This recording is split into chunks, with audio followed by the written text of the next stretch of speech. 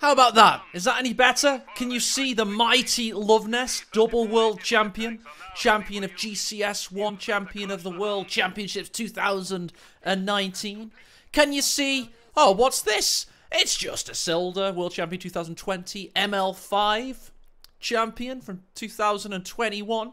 These guys have won some huge tournaments, and they're in a position to qualify for yet another huge tournament. There is going to be a World Championship caliber event coming to your screens in the next 4 weeks. It's going to be the ML Finals 2022. This series will decide your third confirmed qualifier. I'm here today with the wonderful Orange Pest, who's casting whilst a little bit sick. Orange Pest? Just a little bit. Oh, how are you feeling, dude? The teaser re-energized me, so I'm pretty alright. I'm just looking forward to seeing some good games, analyze them a little bit, learn a bit. Hear this, Especially guys? from Isildur here, doing his classical capping order. Is it? Let's have a look. Let's get eyes on the prize there. I don't know why that didn't work. Maybe my script's not on. That'll probably be why. Any better? There we go. So yeah, there we go. That's the tactical map. That's the capping order. That's Orange Pest remarks upon. Orange Pest picks up on these things because he himself is a top player. He notices the smaller intricacies of play that our dumb eyes may miss. Just sometimes. Only sometimes. When No, it but matters. it is, but I was thinking about this, right? Because Luvnest does this build, and I think he's going to go engineer next, yeah.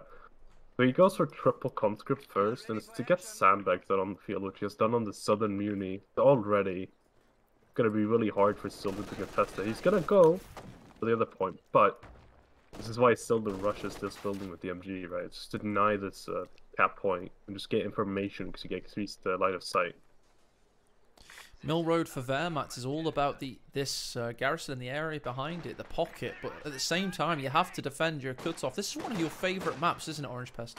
It is, I think it's by far my favourite. I just really enjoy the asymmetric design of it, where it forces interesting decision making, and it's tight knit enough where camping isn't always super viable, which has always been one of my biggest issues with the current meta, essentially. Fair enough. So, of course, you wouldn't be the biggest fan of the small changes we made to it to open up that eastern sector, because you already thought it was a perfect map. You already liked how it stopped the campiness of the eastern player from being a thing. Yep. But I'll try and keep my bias in check. Oh, Grenz fell down to really low health there, and there's conscripts on the retreat path. This is good play by Luvnest, but he's not focus firing those weak grenadiers. Now he is. There we go. Will he get any kills? Really unfortunate there, but that zero conscript damage upwards kind of low. But this is actually, overall, this is a really advantageous position for Luvnest to be in, because he's controlling a lot of standard neutral points, and he's putting a lot of pressure on. Well, this might change shortly. Shots worse than Luvnest Soviets. Luvnest Soviets with double high munitions. God, all the mines are gonna roll out in a few seconds. Yeah. And the rest. We're going to go flamethrower combat engineer. That's in base building tier 2 right now. He's in the casting shack. This is where Helping Hands does his streaming. You can see inside. Relic have adorned it with posters and iron crosses and all sorts. Fantastic. Luvnest right now, even though he did lose that engagement, he is winning in terms of forcing Isildur into engagements. It's concentrated engagements. It's not really getting him resources, and it's left the entire right side of the map open. So now Luvnest has to decide if he's gonna go and defend or if he's gonna go aggressive and see if he can decap everything. Tell you what, the big news is, although Luvnest looked like he was ahead there, Isildur won that engagement, was able to pressurize him with the MG, and he's going to get a triple cap soon. He's going all the way back to base. He needs to get light mechanized up, it would seem. Yep, Battle Phase 1's unlocked. He's got his bunker already built. And yeah, he wants that 2-2 ASAP. I mean, Luvnest is going to get his tier 3 up at the same time here, so we'll see if he wants to go for a half track or if he wants to go for a T70. Well, exactly. Use Isildur's M5 build against him. Let's have a Oh, look. there's a cheeky demo coming on the top VP there. Oh, very cheeky. He's in the bush. Let's go from Isildur's perspective, see how easy that is to spot. Well, we get the white line around it, don't forget. You should see that quite easily, surely. They are both aecohmatt players, though, so it is something that Yeah, but it's going to be in the Grenadier retreat path. Oh, no way! That's awesome! That was sick! Well, good shout out by Orange Pest as well. It's good having a teammate to cast with, but that was sick! Just map knowledge, really. Just knowing the map. Yeah. Knowing the retreat paths, and that's just the shit you can do, and that's like, that hurts a lot. That could have been a potential pack or like a Jaeger command squad or anything else, but now he's gonna have to replace that with another Gren. Just get a normal Gren count back. Dude, that was an MLG play. It was awesome. Combat engineers need to survive there to keep the advantage. 2 retreats there, and he's worked himself all the way back into the map. Looks like he's gonna wait for the T70. He's not gonna mess around with the M5. On this map, I think it's a perfectly valid call. So, like, it can be very hard to really get the half vector value you need, and having the recon mode to help with some of the site issues you may have in the mid to late game is just going to be really crucial. Big thanks to Spaghetti for being a crash test dummy for Luvnest's tactics, because he practiced that one on Spaghetti in auto match. So Spaghetti does have a purpose. We've discovered it. Thank you, Spaghetti. Remember your sacrifice.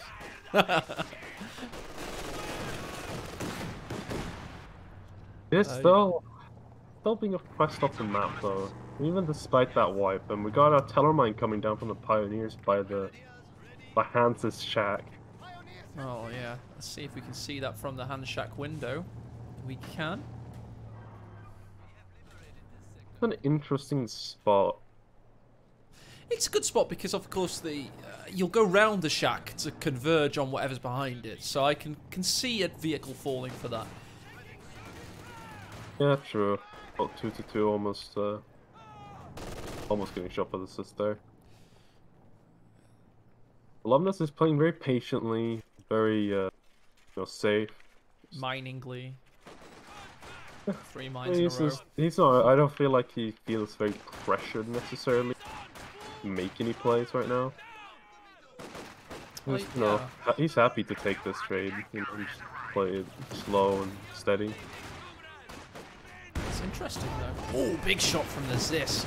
Seems like he's calmed himself. I did ask, by the way, I've asked both players independently if they wanted to break. Because Orange Pest and I have cast some epic games. We were on an emotional adrenaline dump, and we needed it, quite frankly. And neither wanted to break. Luvnest, who played an extra game, especially Isildur, they wanted to get straight into the action. So they're absolute warriors. So nice little play from the T70 there. Pretty subtle. You might not pick up on it if you're not paying attention, but intentionally gets rid of wire using the T70 there. But credit to Spaghetti, he's a top 50 auto-match player these days. He's saying that he reckons Luvnest is going to go 2 Maxims next. Well, he's going for a mortar first, actually. But Maxims could be on the agenda, he thinks. To wait and see. From what we saw last game, it wouldn't be out of the question. But it's also like, this isn't the best map for Maxims, I don't think. It's like the okay map for it, but it's not the best. I find that like mortars can be pretty safe, and they can sit there and bombard you. Grens can find the nasty angles, but if they catch you with your pants down, you're just gonna lose that. Also, something to note here: we got a 4th Gren on the field, so Isildur went pretty heavy on the infantry. We've got a very good poll in chat, by the way. Everybody in chat, all 400 of you or so, please vote on that poll. I genuinely want to know who you think's going to win this series: Luvnest, the old dog of the yard, or Isildur, the top dog of the competitive scene right now. Not who you want to win. Luvnest is actually using the Sis barrage still. Something he wasn't doing in the previous series. No, he wasn't. It may have helped him against Inca Una at times in that famous game 2, perhaps. A lot of people voting 16-18 right now. Keep on at it, guys. Razor margins out there, and the pack finds the T70. Conscripts in position. The mortar's starting to take effect, as is the Zis barrage. 2nd time it's been used. Rifle nade coming on center. Big one. He gets 2 models though. Is that mortar hatch? What? Granat Werfer on track. See you go. It's got that incendiary ability and all kinds of good fun.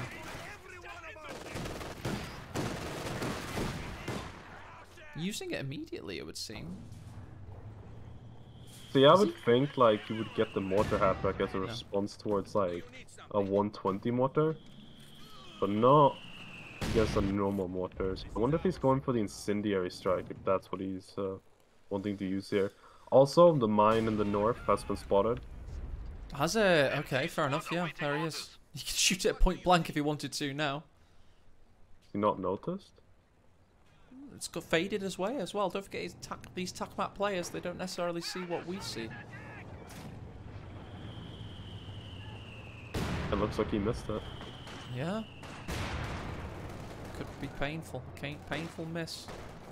Of course, these are 2 of the greatest players ever to play this game series. So aecohmatt is still an incredibly valid tool, but it's also addictive, isn't it, Orange Best?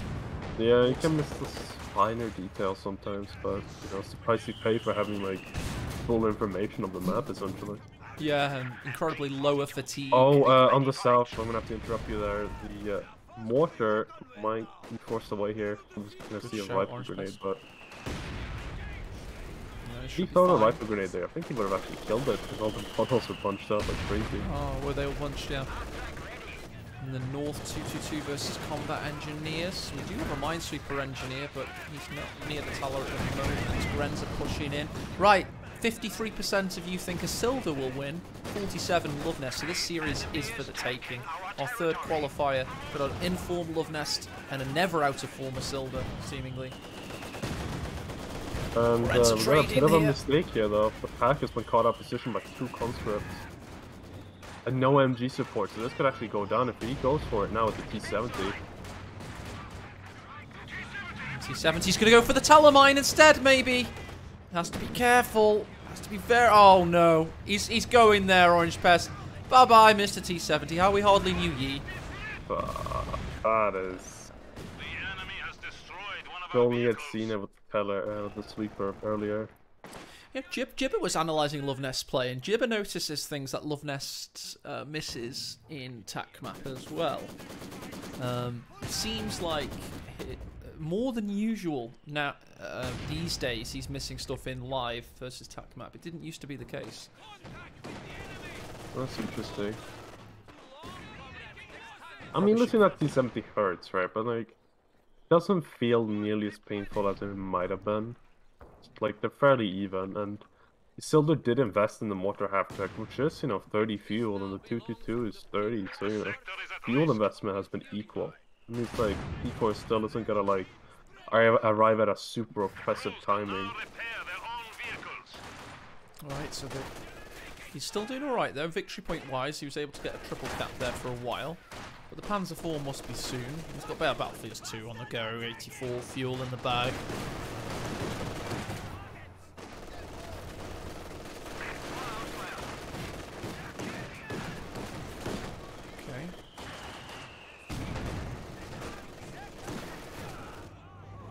Pushed away there. MG was setting up already. Isildur's all over the map in the northwest. He's capping everything. That's what a lack of a T70 will do for you. Yeah. It's also the power of the double MG just being able to hold so much ground so easily. Whoa.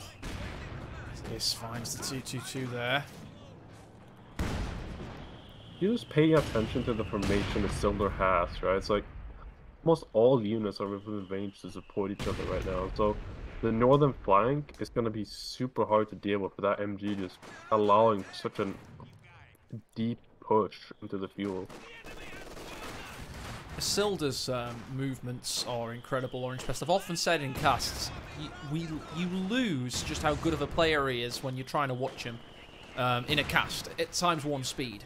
Because quite frankly, there's so many fine little infantry dances he does that wear people down, and they're so minute, but they all accumulate, and you really have to go in a replay and watch him at half-time speed to actually understand how good he is.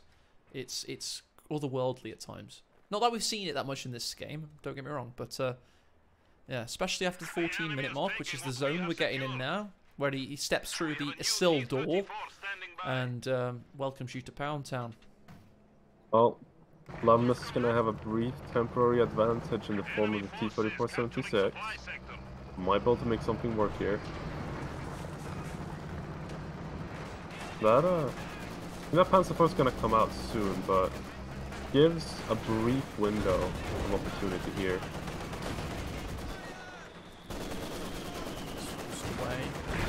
M6 gets a huge wipe in the north! Obliterates that Grenadier! Well, he had his opportunity and he just got a wipe. Already, T-34's paid for itself. Mortar getting some big rounds in as well with that bug double shot.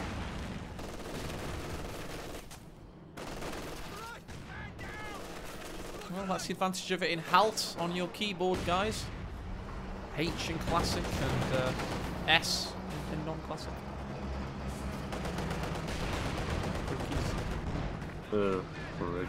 Sorry for waking you up, Nagano. It was a boring game until I screamed in your ears. Somebody complained about that the other day. They said they were going to sleep whilst watching Master League casts. And I shouted and it woke them up. It was during like Gibber pushing 5 T-34s on this map. No, he complained about the whistle. I've got a World War I trench whistle. I was like, what? You watch a war game to go to sleep? Kinda get it. You put it on in the background, just low audio, and you just have it as background noise. Definitely not my casting, though. Yeah, true. Maybe more like Bane.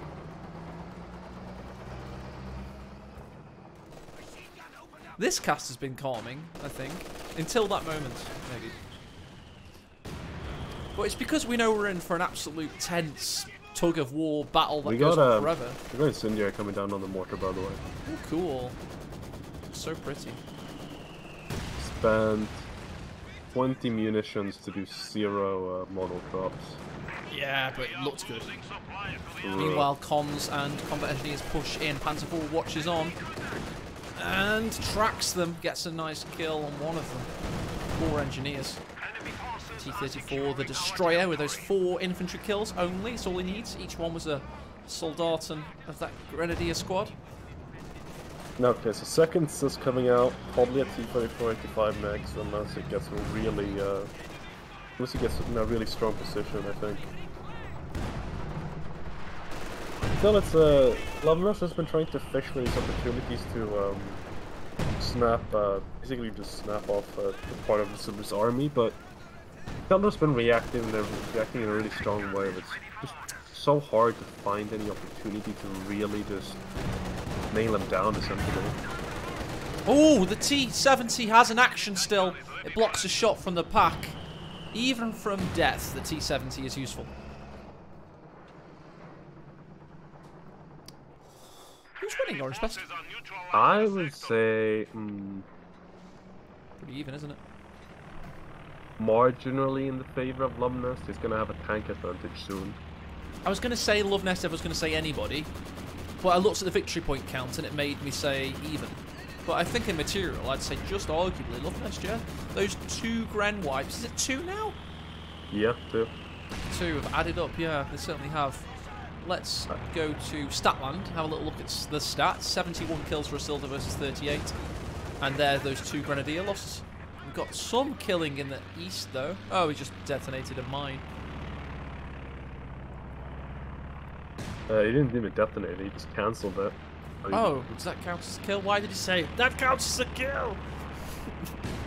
Yeah. You gotta rack just up classic Wehrmacht, isn't it? Somehow. I killed 1 Russian today. Sorry, I killed 12 Russians. They just invent numbers. It makes them look good. Yeah. Definitely. It's like car salesmen when they just steal the sales of their competitor salesmen. That's what they were doing in the Wehrmacht HQ. I'm pretty sure I shot down that stuff. Like, no, it was me. That's another kill for Hansi babes. think Luvnest is trying to reach this T-3485, but he's really struggling to get the manpower for it. Yeah, that 380 is so difficult to get to at times. When you have 7 men too, it can be a bit more tedious if you know really bleeding has to be. Hopefully he goes for the skill planes this time around. It looks like he's saving for it more so than he did last time, which is good, but he's not gonna have the tank advantage I thought he would have as he falls behind on resources. Nagano with a great point in chat. Unless you take advantage of your gains, they're not gains, are they? Company Heroes has those rubber band mechanics, and soon enough it'll equalise. It's the natural state of the game. You have to be active.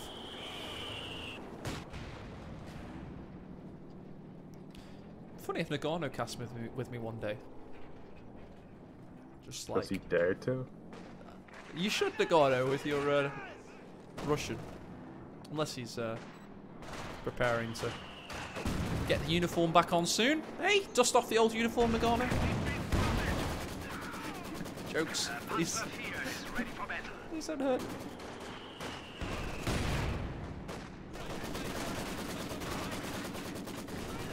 Luvnest is setting up his super annoying script sandbag position in the south there. It's going to be a bit of a pain in the ass to just force away, but will eventually. Oh damn, I don't want my channel banned, Nagano. Right. Sorry, Orange Pest, what did you say, mate? Oh, I'm just saying, Luvnest is really turtling on the right side right now. Yeah, he is. He's hunkered down. He's waiting for the Katusha. That's going to help. How many rockets on this thing? A lot. 36? I don't know why I'm thinking 36, but it feels right. 16, but I think there's more in real life. They just couldn't make it happen. I was hoping it'd fire. I made the cinematic ready for it to fire. He's got eyes on the machine gun. Meanwhile, Panzer IV is okay in the north. Oh, there he goes. So now it's on the machine gun and the pack. That machine gun's very dead. It's a 4-man con, you know, he could actually go for this. Indeed he is. Will the weapon die before he gets there? Will the con get it? He warped to it at max speed, but the Panzer IV finishes the job. Oh, it's funny. Oh, that's a crucial pick-off. Yeah, it was good. It's 3 wipes now. But the map's still even, we can't count them. Nagano said so. It's just like...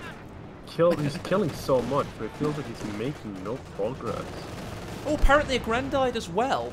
So that's 3 Grens dead now. I didn't even see that one. He's just gonna build 2 more, he doesn't even care. It's like the Ostrupen. It's really the Soviets here. It feels like Isildur is like just sending out hordes of men to die. Yeah, but he's winning still. Look at the victory points. It's insane. Luvnest is... What the hell? This is the rubber band mechanics in Company Heroes, though. You can't just expect this to happen. But that said, the veterancy of Luvnest's army should surely accumulate.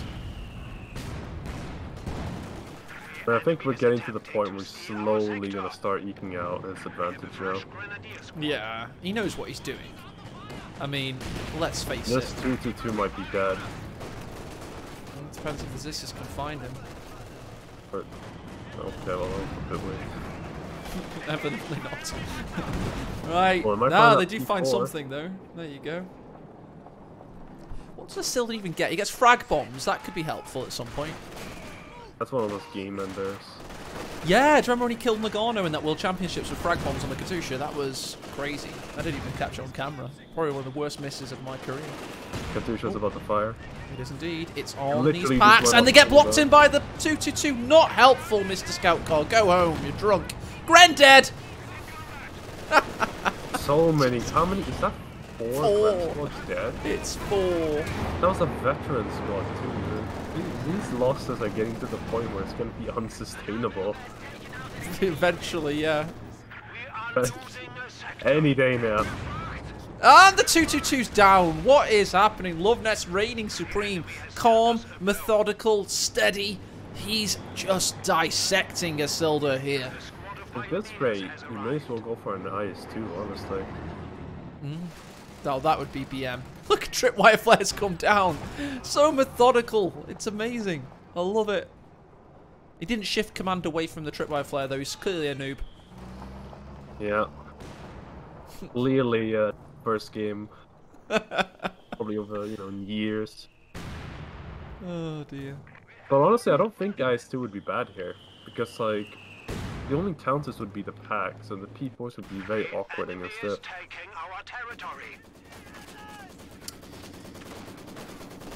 Yeah, the IS-2's only really, really bad if you're behind and the enemy's got, like, more tanks and better tanks than you, isn't it? Yeah. And that's certainly not the situation. Yeah, and why not? He's already got crap ton of fuel. He's at 200, just needs the manpower next. Next few retreats he makes, don't reinforce them, he'll have an IS-2. It's that easy. He's got to play a bit more conservatively, I suppose, but the VP count maybe not letting him. Ah, yes. That pro gaming I've heard of, playing conservatively. Yeah. See, in my realm, we just don't reinforce units, Orange Pest. You know, the half-dead people. True. In your realm, you don't let them die in the first place. Sometimes you just gotta win, you know? Oh, how does that It's work? that simple, really. Just win, bro. Might be another dead MG. Orange Pest, when are you going to take your own advice? See, if I take my own advice, it'd be like cheating. Oh, I see. So you'll never just win, bro. No, You're always just going to nearly win. Fair, you know? I don't think there's been a tournament yet that was made for you. Till we make the Mill Road US Mill Road only 24/7, US only. That'll be the tournament I win. Okay. Any Also, other... we might have a dead P4 here. Yeah, well, not with that kind of smoking. Or it may die later on in life. Don't smoke, guys. If you do smoke, it's bad for you. Yeah, I'll burn. Does he smoke? Yeah. You idiot. What a Publicly moron. shaving him. Oh, I'm just going to slowly kill myself. Woo. It's like, if your friend jumps out the window, you stop them. If they smoke cigarettes, you're like, oh, it's in slow motion. What am I going to do? I'm starting to think, actually...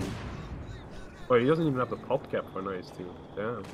Well, we know you smoke, Nagano. You're Russian. Probably everyone smokes in Russia. What else is there to do? Murmansk, it's cold. Might as well have hot lungs.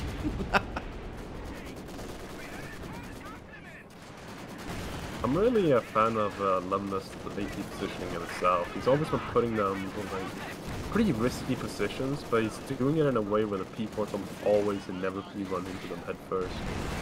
Although that's it might backfire now. Panzer IV's pushing in. This wheels away. Conscript's also under duress. Isildur's trying to get back into this one. He's also got a frag bomb locked and loaded should he need it. Meanwhile, Vet 2 Zis enters the party, as does the T-34. Where's the Katusha going to land? It's on the MG. And forcing it away yet again. Here comes that T-34 I was telling you about. Zis did go down. Oh, that's bad. He's got an 18-8 threatening. Double packs line up. Out of control goes the T-34. Isildur's getting back into this, Orange Pest. Yeah. I mean, that was great, but Luvnest could have killed one. Oh god, he's gonna take out his last Sis gun. Yep. Vet 2 Zis goes down. Panzer IVs could now push in and kill the weapon. He's roaring to pick both up. This is a vital oorah. He picks the first up. He's got combat energies to come for the second. Okay, it wasn't a checkmate maneuver, but I tell you what, it could have been. Okay, he's going for T-34-85. I mean, not the worst idea. But if he gets double T-34-85, I think he'll be in a really strong position. But on this map, against Tigers, it can be really difficult. Fighting the urge not to have a contagious yawn. Mind over matter. Mind over matter. Fight the urge, guys. Don't listen to him. It's propaganda. This what happens when you're sick. Couldn't sleep at all. You're sick, bro. That's awesome. Alright. 85 out. Look at the fuel count for Izzy. Yeah, but he's bled so many squads. Just have to keep rebuilding Grens and MGs. Luvnest is gonna have the fuel for the IL-2 now. It's gonna be amazing. Oh, Gren, number 7 to die, perhaps, or something like that. Did those guys just... That's weird. You see that? They just like... did this like... U-turn. No, I didn't see it, dude, sorry. North side, cons. They run to the right and then you just started running north. Oh, that'll be an algorithm change. So you see the 222 in the mortar half track. The mortar would have come next to the 222, causing it to be a superior algorithm. Yeah, there are pathing issues in Company Heroes don't exist. There are map issues and unit issues. The path is always the path. It's never not the path. Path is God. Enemy forces are securing our territory. Oh, they probably do exist, to be honest. I feel like Luvnest is actually firmly ahead now, though. After that, E34 went down. He's also got the IL-2, so live and ready. Yeah, they're sitting there just waiting for their chance to just dive in on those tags, but there's going to be an Ostwind as a response to that. Ooh, mortar half track goes down. This is pick him off. Luvnest is still alive and well after that nice flurry from Isildur. Still Luvnest firmly in control of this fight. Yeah, I feel like he's just getting the picks here, and Isildur being a bit greedy sometimes. Sometimes with the demo charge being completely caught off guard. That was a badass play, bro. That was awesome. Do you remember that? No, nobody would have been ready for it. If I was Isildur there, I would have just done a /L. Did you play many team games like CSGO or MOBAs or anything? Katusha on the MG here. That's going to be hard to get away from. He's alright. Because your call out was excellent. It was very clear and precise. I used to play CSGO a lot. Because that's what all I can tell. Oh, nice pick of the Katusha with the packs. AT gun snipes for days. Oh, it's because of the plane too, yeah. Oh, yeah, of course.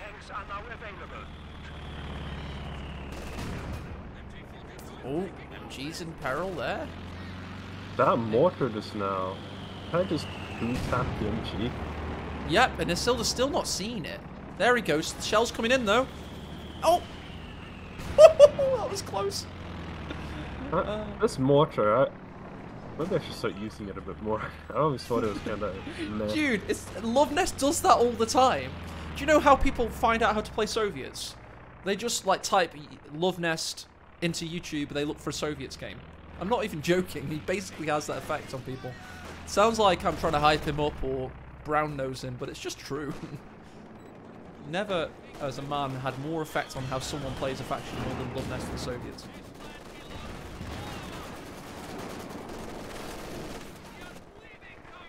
Try to nerf the 120mm. Yeah, imagine that having a 120 instead of a normal mortar. I know, right? Bad. So, I'm still thinking what Luvnest wants to go here for, because I feel like an SU-85 would not be a bad choice at all. But another 85 is never a bad idea either. No, he's spoilt for choice. I think an 85 is probably the call, only because it's Mill Road and you've got the big hedge blockers and stuff, so you need the infantry, anti-infantry and stuff. IMO. Yeah, true. Oh, Panzerwerfer. Okay, well the Ziskuns have been very annoying. Yeah, but like, I always found the Panzerwerfer to be underwhelming as a counter, and the Brumbar to be a better option because of the veterans you want. What you do is you catch them once, and then they immediately the system will just get wiped. Yeah, that's cool. Panzerwerfer's can be cool though. Yeah, they have that cool sound effect. They verf panzers. It's cool.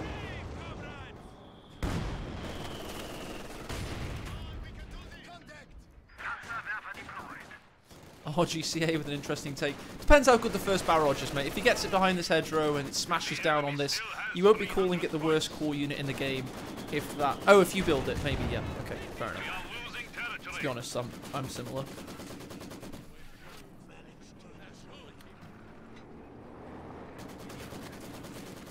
Oh, Panzer Force going in. Trying to find an angle. Don't forget this Pioneer can see the Vec 3 Maxim. This could be a good little Panzerwerf here. Nah, it's gonna be fishing for those packs. You think? Sure, it doesn't do now. actually gonna go for the Maxim? That is... I think that's kind of a waste. Yeah, definitely a waste. Yeah, maybe not. He does get... Oh no, he might not get it back actually. 2 Panzer IVs knocking Yeah, the on your door. systems are completely out of position there. That's a bit weird. They couldn't get it. He waited for the reload on the Panzer. And 9 points there for the dive. That was amazing. Up in the air, 3 rotations. Really good style. Yeah, it's just, he should have been more cautious with that sys gun, but... Still takes them forever to kill that. It's just the elevation. For whatever reason, in Code 1 elevation worked, and in Code 2 somehow they broke it. And now our maps are completely flat. I believe Luvnest is actually going for the eyes too now. They Okay. just leave. I really want to see the big guy. Oh. I hope we I see actually it as well. think in this situation it's probably the best choice though. Just because Isildur's pop cap now, so he can't really adjust his build. So even because of the Panzerwerfer there, it means he's stuck with 2 Panzer IVs against an IS-2, and that's a really good fight ever.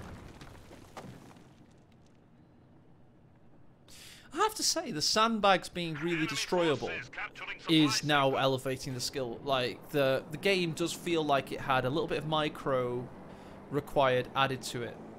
Or especially the fact that you can destroy them easily. Are you, like, more happy with their existence in the game now? No. You still hate it? Because it's just housekeeping for you to destroy them. I think sandbags are the most stupid thing in the game.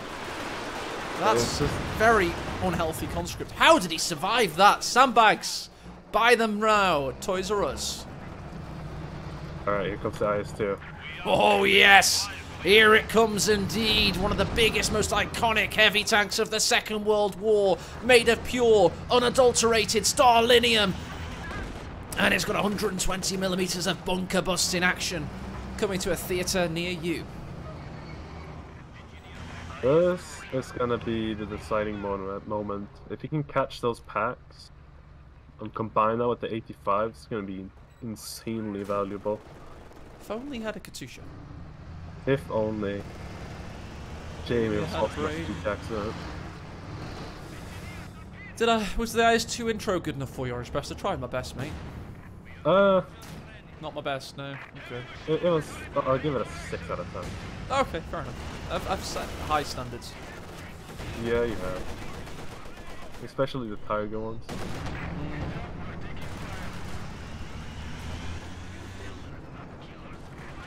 He knows where the packs are. Question is if he's gonna go in for the IL-2 drop and then push, but I think he's gonna fish for a wipe on the bottom T4 there. Second Panzer IV was thinking of coming in, sides against it, thinking the Zisses are in position here, but they weren't. But that's the levels, that's the chess game that's developing here. 2 of the vetted Grenadiers are gunning the conscripts down, but Luvnest is having a period of ascendancy, capping the victory points as we speak. It's so hard for Panzer IVs to really wrestle with 85s and IS-2s.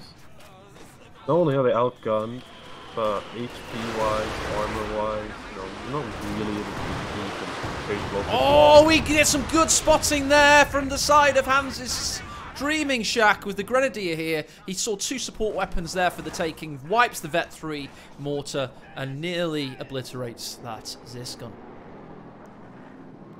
I think we're gonna get another T-34-5 here too. Gonna go up. You might be building up for a tank armada here to just go for a decisive blow. You might know that he's pop cap. In that case, Isildur can make very good use of telemines, but he doesn't know what's coming for him yet. Panzer IV goes in and misses. Just looking to hold the line. IS-2 in position. Oh, Grenadier needs to get out of there. Oh, he does indeed. He doesn't know it yet, though. Something Soviet just died. Thanks, Curly Whirly 69. He's the 3rd caster today, Orange Pest. Just thought I'd let you know. Okay, when are we inviting him to the call? Oh, he's not going to be on the call. His throat was ripped out by a wild dog one day, but he's going to keep commentating. Oh, that's a shame. Looking forward to it again. Well, it wasn't a shame for the dog. He had a tasty treat. It's all right. Zis versus Panzer IV. Conscripts capping the centre. We've got Panzer IV again, of course, in the south. Alright, so second keeper. Okay, well, I guess he's gonna reinforce instead, but he was super close there. He could have just gone for it, I think. Maybe he's just comfortable where he is. We're almost seeing a reverse of, you know, the Inca Una game here, where Luvnest is now up against a pop-capped opponent with almost infinite resources. That'll be the day. I think still they're sitting there on 400 fuel and 600 manpower. I tell you, this IS-2 hasn't... Yeah, yeah, you're right. I see what you're saying now. The amount of fuel and manpower he's got is pretty crazy. I wonder what he's thinking next at 91 pop cap. I mean, that's the problem with double MG, double pack, isn't it, Orange Pest? It may win the middle game, but it stops you in the late game. I mean, for now, it's going to hold, but the problem is he's setting himself up for a situation where, you know, the IS-2 dives in, sure, you get a few hits, but then the skill planes come in, and then the 85 comes in and assists, and then it's just kinda in a position where you can't really win that fight on raw HP. Obviously, he's gonna have the backup resources now to just call on a tiger. Oh, that's true. So he can afford to be super aggressive. He could have a push that ends in a tiger if he wants it. Yeah. Due to the no build time of the heavy tank call-in. We set a plane crash somewhere. I heard it. Can't see it. There's the recon plane immediately getting shot down. Pretty unlucky. Unlucky indeed. Oh, look at this line from Isildur. That's helping hand style. He's got a line of stuff and he's pushing it in slowly. You might see the push now. Yeah, defense force moving. IL-2 starts us off as the infantry and tank thinks about going in. Or is he just doing enough with the skilled planes? For another pass. Yeah, he is pushing it. There he goes. Took him a while, but the Ziskuns have pushed up. Vet 3 MG is very much in danger. Sorry. Was in danger. He's backing away, though. He's been ultra cautious there. Yes, he's just afraid of tanks. Bit of a waste for the planes, but I mean, what are you gonna do? I think it wasn't the worst usage of it, but definitely could have been a bit better. I don't know. It could have been a lot better. Vet 3 combat engineers need to be careful. Both of them, in fact. They could both die here. That would be a bit of a loss. No, it's safe. No, it isn't safe for that combat engineer, though. Did he lose both engineers? He bloody did. It's a good job he's got crew repairs, because that would be huge otherwise. Yeah, I mean, now just more pop cap for more tanks, right? Ah! He doesn't know it's a secure mode cap. It's on the edge of the circle. So he just panzerwerft a tank. He panzerwerft the panzer. With the Werfer of panzers. Finally living up to its true name. Finally.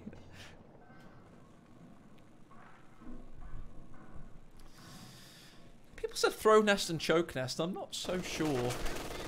I know the combat engineers were good units, but he's actually freed up Hopcat for another tank. No, he's got the Katusha out, sorry. T-34s, man. Yeah, Go. I mean, look at this, he's got both victory points. When he's buying himself breathing room, but he needs to like he needs to deal with those packs somehow. It's gonna have to be soon. Keltron, those gifts perfectly say what's happening, definitely.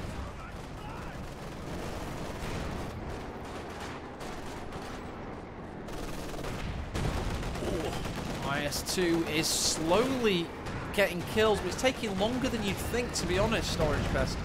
Not getting the kills you would like. No, but this, you know, there's just a big, like, target, really. Well, they call it like distraction tanks or whatever. There's just so-called the damage and just be annoying. So it's a threat that tanks have to focus on, essentially. How many kills has the Panzerwerfer got? 14 in total. Barely paying off its manpower investment, right? Ah. Right, and Glens and Center are in danger zone there for a moment. This mortar's retreating in advance. It doesn't get away with this time. It's learned. It's learned how to behave through shock therapy. Right, so we're gonna see another 85, or is Luvnest thinking? If anybody wants to know how to play with an IS-2, it's not how Luvnest has played with it. AE can teach you. There's a button called Hold Fire, and there's also a button called Attack Ground. That's the way to get the most out of it. Rank 500 Gaming, brought to you by AE. Also, you need the micro to It works though, honestly, if you want to... Yeah, but it's a lot of effort. Yeah, it's not obviously going to work in this standard of play. But too much to think about. Oh, and you might go down to Katusha. GDI Guard Tower from Command & Conquer saves it.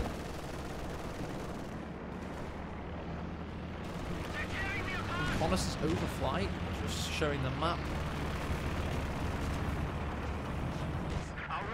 Luvnest is waiting. I don't know, there's a lot of resources, but not getting anything. Oh, he just tried to frag bomb the Katusha, but it didn't quite work. Meanwhile, he's got a long range, mega long range Faust there.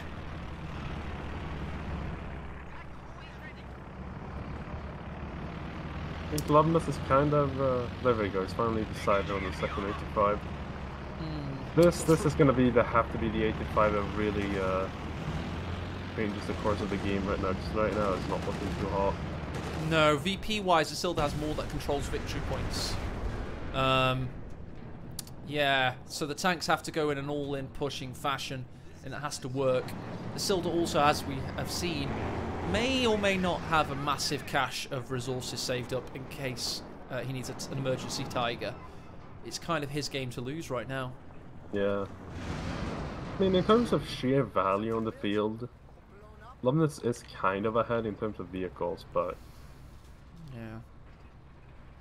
Question of being able to utilize it.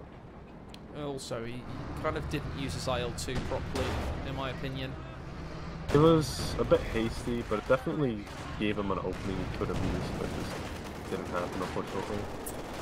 This game's far from over, though, and the tank all hits... Oh, no, he's pop-capped. Okay. Time to lose some conscripts. Yep. Well, he needs them to cap, that's the problem. There we go. Oh, there we go. This will help.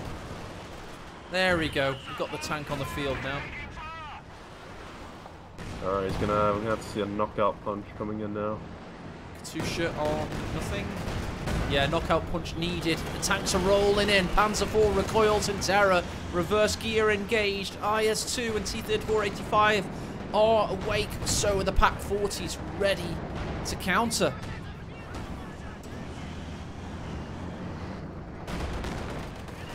Second 85 threatening center now. Also, but the PaK-40s not just able do to a find 90 an opening there. I think he just has to commit to this. It's hard to like really find one you have to, but he had an opportunity there. I think what he could have really just brute forced it really. Okay, he's up to 100 pop cap now. Nothing in reserve. And he's gonna go in again, it would seem. T-34's ready, Ziskon's ready. Double 7-man conscript Vet 3 are all again and ready. And the flare coming down. You can see everything. 2-man conscript running out for his life. Can secure mode cap this, or is he not? Maybe you realize the other point. Yeah, you could do some back capping with 2-man Jim. This is taking an interesting position this time. Smokes everything out with the mortar. That's got such good value from that weapon all game long. Would have been nice, by the way, to not have a 6-man mortar if he's suffering. Oh, that Panzer IV is in the danger zone now. Oh, it bounces one of those shots, though. Welcome to the RNG zone. Does this have to get out of there? Was it preemptive? No.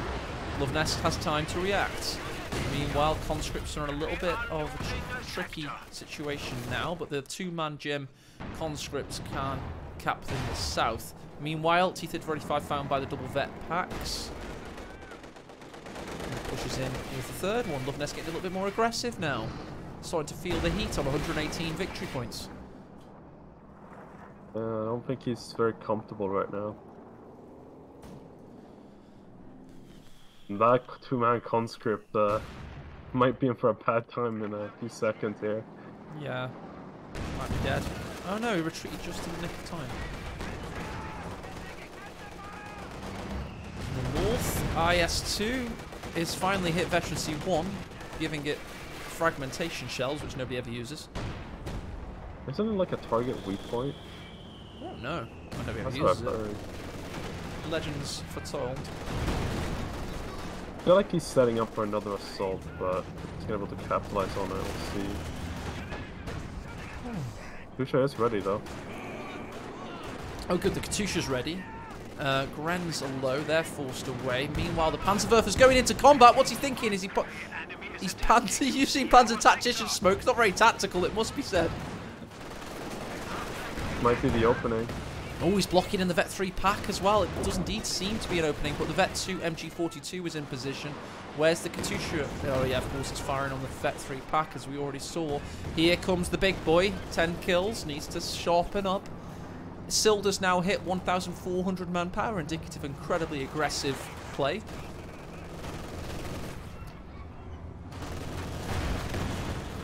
Yeah, there's no choice. He has to go in there. He can't stall any longer. No.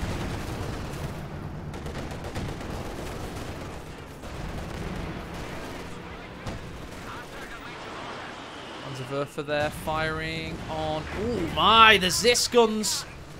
One of them taken out of commission completely. That was the Vet 3 boy. And the pack. No. Was it not? Okay. Well.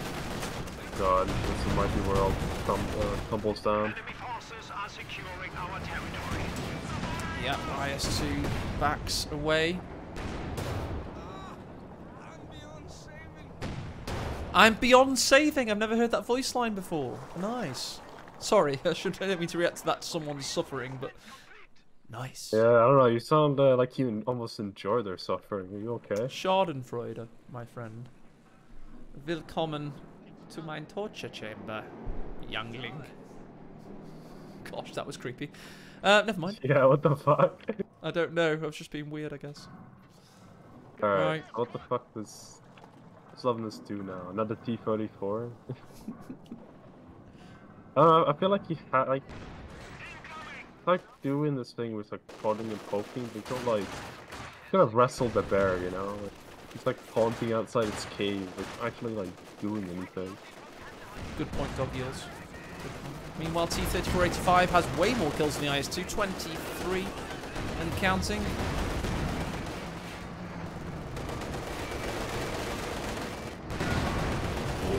There we go, Vet 3, Panzer 4. Tries to find the rear armor, but can't do so. He can't work past it. Meanwhile, Vet 3, MG42 suppressing everything. It's 2 victory points in Isildur's favour, meaning Luvnest has now dipped down to double-digit figures.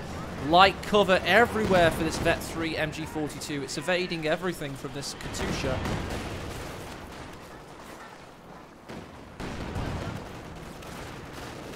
I think we might see the all-in now. You think so? Yeah. Well, let's hope I'm so, because seeing we it need now. some action. But they both miss. Again, the mortar taken out. This time survives. Just keep it 2-man, Luvnest. You get pop cap that way. It's cool. Do it. More space for another T-34. Yeah. And Soviet industry. Our opponents are seizing a sector. That was a friendly help from Isildur. You could also put it the 2-man squad right up to the close to the bush as well. Shh. Right. Okay. Next, we've got 2 T-34s, a Katusha, an IS-2, 3 Vet 3 conscripts, a Vet 2 Zis, and a mortar. Surely he can go for an all-in. But if you look at Isildur's army, it's pretty massive, and his reserves are huge as well. Yeah, I don't know. He's banked a lot. I mean, his sort of passive playstyle of holding ground has just allowed him to not need nearly as much map power as like he would normally. But it's just... The enemy is down to 75 Dude, points. one of these Panzer IVs has 59 kills. Wow. You need something? 2 vehicle destroys, 57 infantry kills. If you adjust for even if you adjust for inflated Wehrmacht admin, it's still pretty impressive. Yeah. This is... One Luvnest. Battle crack, come on, let's go. I mean, don't get how he's being forced off so easily. He has the better, like, mobile army, but still his positioning, though. He's not consolidating his forces as well. He needs to push in one place and overwhelm and then re-emerge in another place. Katush's getting a bit too far forward there. Must be thinking of a push. We have hammered the enemy down to 50 points. Yeah, he's going straight for the tank. Right, here we go. Surely this time it's the idea. That's a good last spread there. Looks like he's going to be fine. Meanwhile, the Panzerwerfers return fire. T-34's marching. IS-2 does the same. The packs are weakened. He's smelling blood. He wants it. Panzer IVs, but we're into action. And yes, both packs are down. That could be the help that Luvnest needed. Can this be the moment, Orange Pest? It's looking like it. Now you just have to grab the VP point, but it might be a little too late. Emergency Tiger in case of danger. Break glass and use. He's on the field now. Luvnest has the end game boss to face.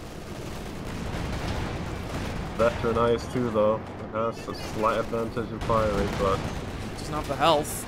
It's bouncing shots off the Panzer IV, but can it bounce a shot off the Tiger? We'll see now. If it misses, it will. We've also got the Zis gun. Good work there, annihilating that Grenadier on retreat. Panzer IV rushing in.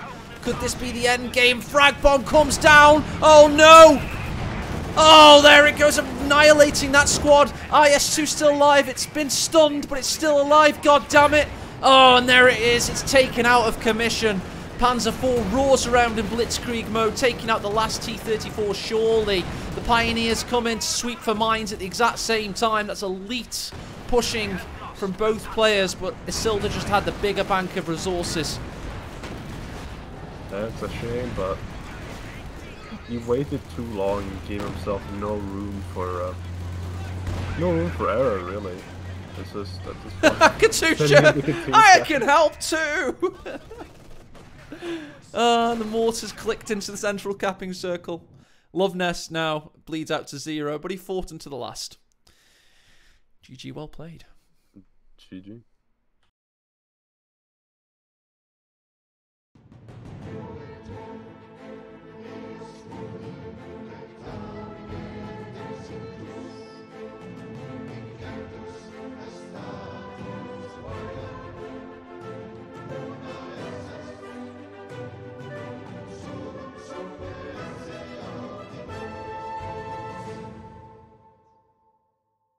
Everybody. Everybody in chat, please thank Orange Pest for his excellent work co-casting today. He's been co-casting with a bad throw and whilst ill, and he's battled through arduous conditions. So big thanks to Orange Pest, everybody. Claps in chat and stuff. Anybody want to thank Orange Pest? I think you've done a really good job casting. I think it's wonderful casting with you today. Cheers, mate. Thank you. I was want to go pass out. Oh my god. Hopefully I'll get to play the next qualifier. Yeah, and wish him luck in the next qualifier. We've got the 4th qualifier in 2 weeks' time. But yeah, gonna have to soldier on in the rest of the series without you. Cheers, dude. Bye-bye. See ya. Wowza. This is tiring. Very tiring. This is like the old days.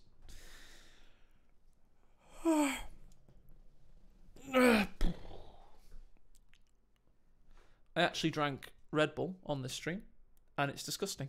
It's very bad. They're qualifying for the finals 2022. We're spreading the smaller Patreon income around over 5 tournaments. It's A being thrifty, basically, but it'd be $1,500 for the winner. It'll be $700 for second place, $300 for third, $150 for fourth, and $60 for everyone that qualifies. So, yeah. Exactly, RGCA. And there's a big unannounced tournament that's not been announced yet, which I'll be announcing during the finals when I've bothered to make a video package for it. Yeah, I'm tired. But we do love this stuff, don't we?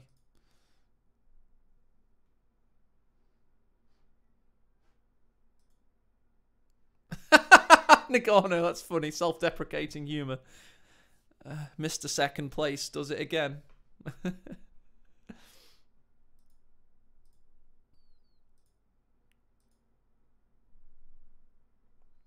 Oh, cheers, Terra Dallas. I see more and more people like that.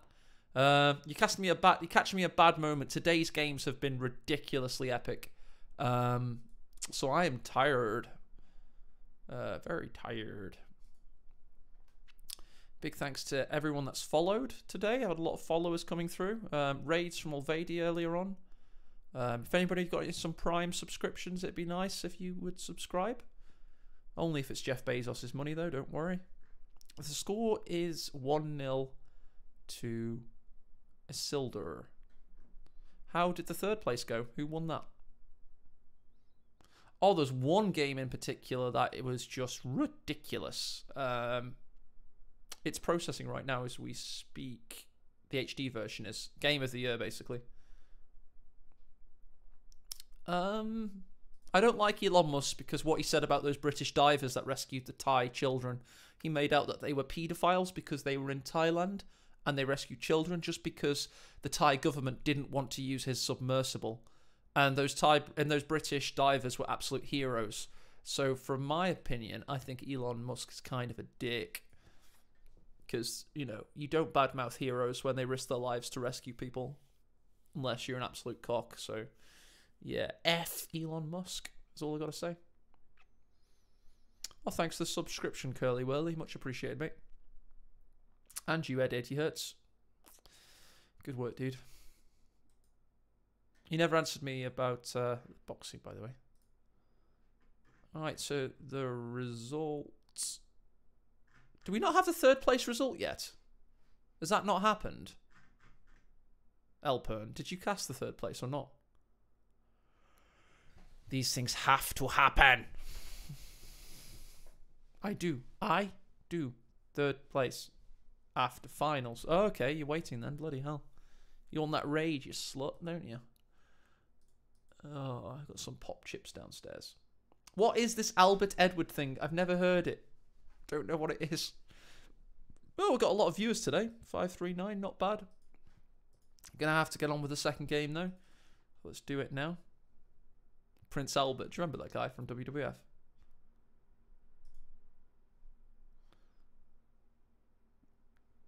Oh, AE. It's the initials. Well, no, AE stands for multiple things. Alter Ego. Autistic Entertainment. Always Energetic. Anal Explorer.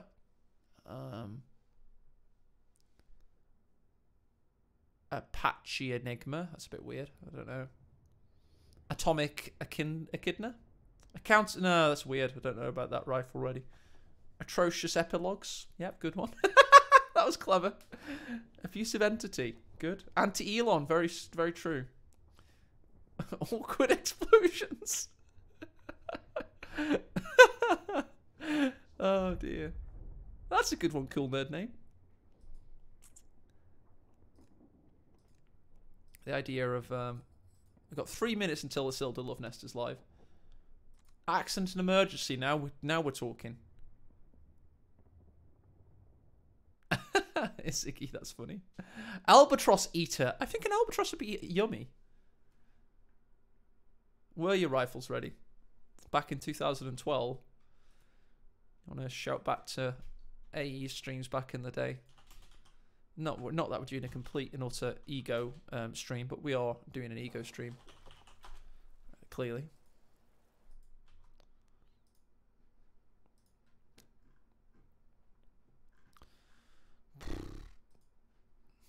This is me with 260 views when I was a lot younger. Wearing a Commander Cocker t-shirt as well. Look at this. Ego streaming. Look, but this is before Code 2 came out, because Code 2 had been announced and I'd gone down to London. So this is in 2012. Look at me. I'm in my mum's house. I've failed university. I'm in my early 20s. And no wonder I was single. Look at that hair. It's terrible. Well, it's the same hair as now, actually. Oh, I remember having hair in these corners. These corners here. Don't have hair there anymore. It's a bit annoying. Yeah, this is me in a 1VP Semwar struggle. Streaming on... Is that Windows 7? Yeah, Windows 7. in, and I just about rescue the victory points if I remember correctly. Yeah, I'm down to 50. I was really, well, I was actually okay at Co-1. I did all right. But look at me. Look how inefficient I am. I used to believe, because I used to get whispers, by the way, in the middle of the game. People would literally send you advice whilst you're playing. That's how annoying Co-1 was. It used to really annoy me. And, just classic Co-1 gaming. 1 VP, look. I end with 1 VP and just about managed to eke out. This guy actually really helped me, if I remember correctly. It's funny, any epic games you ever have in Company Heroes, you always remember. I don't know if you've noticed that. I played this 10 years ago and I still remember it.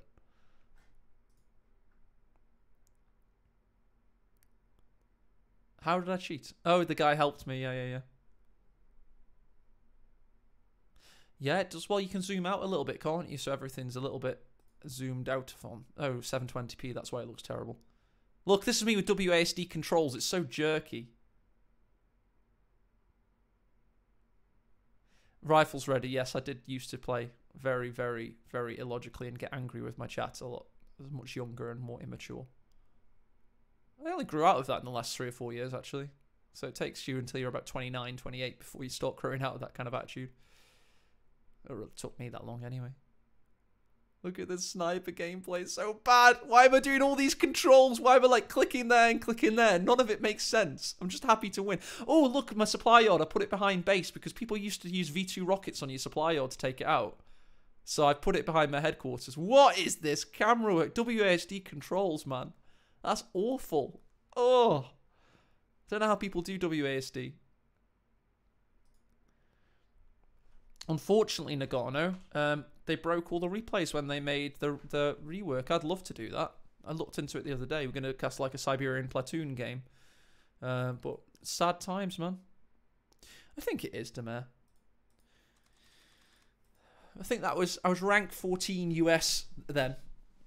You can watch. I thought you couldn't. Look how sweaty I am from casting all day. Computer gaming's bad for you. Oh, you can. Okay, fair enough. Right. Gonna have a quick drink and lube. The game's ready now.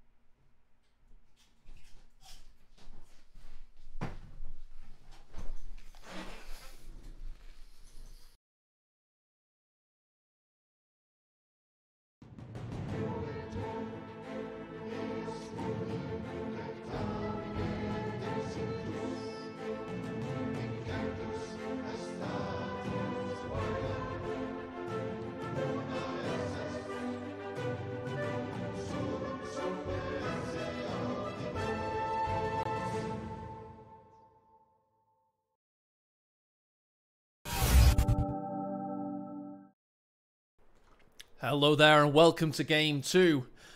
Welcome to the party, pal. Welcome to Isildur. In a familiar position, being on top, being in control. And he has dinner plans tonight, allegedly. So I am of the opinion that he's probably going to want to finish Luvnest off. That's a knockoff Luvnest. In record time. And Luvnest, he finds himself as his familiar Wehrmacht. His favourite faction in the game. Not necessarily his best, but certainly his favourite. And he's 1-0 down. He went life or death with Inca Una in their best of 3 series. Went all the way to the deciding ace game. But Isildur did the very same with Quirits. This tournament started at 2 PM GMT today. That game 1 with Quirits lasted 1 hour and 20 minutes.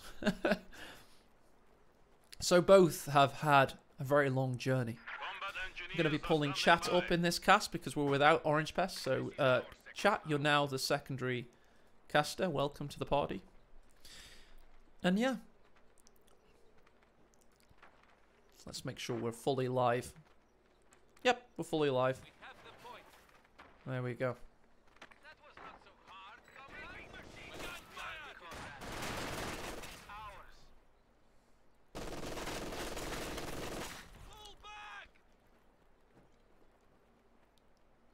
So our qualifiers for the finals so far, we've got Ashablar qualifying first, Nagano second.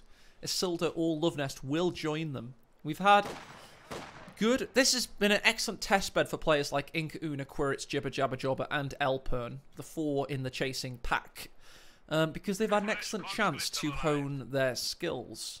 However, it seems that the gap is still too large and the familiar top 4 seeds are qualifying first. One would expect the loser of this tournament will be the last remaining of the big 4 in the 4th qualifier in 2 weeks' time. And Alperna do count you in amongst the chasing pack. Played very well the other day, took Inca Una to his limits. It's a very good semi-final series. YouTube demonetized me, wouldn't let me upload it, because I sang on my guitar. I sang Green Day. So yeah, it's tough putting stuff on YouTube sometimes. Sandbag is put there now to alpha account of this shack, but to be honest, it's really good from Isildur. Good pushing, but equally good positioning from Luvnest. He didn't quite see he could use this car, it would seem, but he is behind the light cover. He's got Pioneers coming to help out as well. MG faces the well, but more conscripts flood in from the northern side. The others were pushed away, so the MG's probably just going to hold the line. 2-man, 1-man Gren forced off now. David's focus fired. Really good focus firing by Isildur. Oh, that could have been worse. Just did a Hansgasm noise.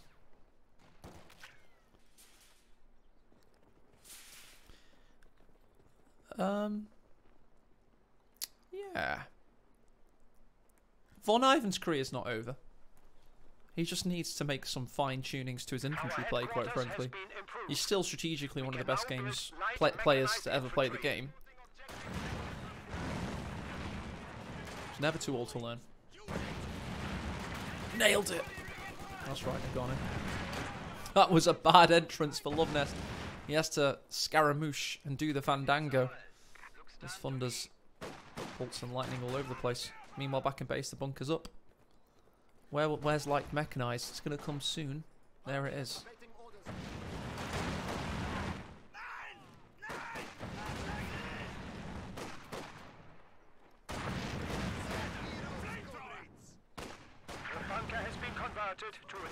Oh, Luvnest, some dodgy play.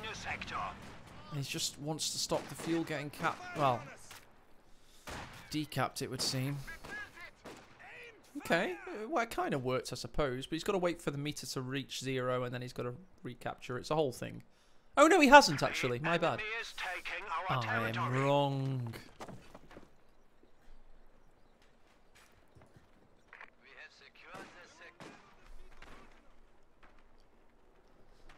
Gran's cap in the north.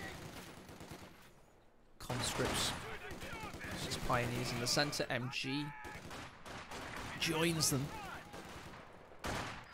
Meanwhile, Grens take a position behind the Sherman.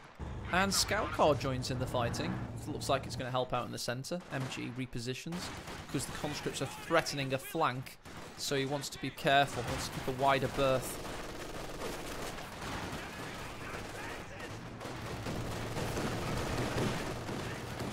Right, conscripts forced off there. LMG Grenz Tech up. 222 doing some big manpower evisceration. Meanwhile, this battle's still going on. Green Cover Gaming. 222 pushing into the position. Luvnest flying in indeed.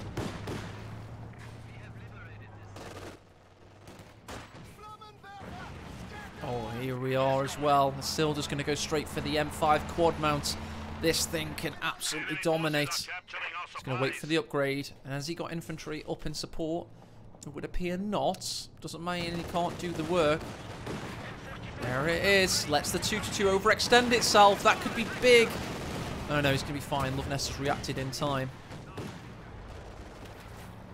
The Izzy Tractor. That's a good word for LGM. I like it.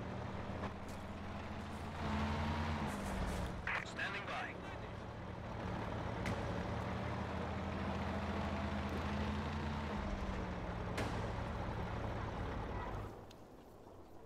Just waiting on the retreat path in Bunkerville for the Grenadiers. They don't need the med pack. They're just going to hide. Yes, there is a med pack on Mill Road, for those that didn't know.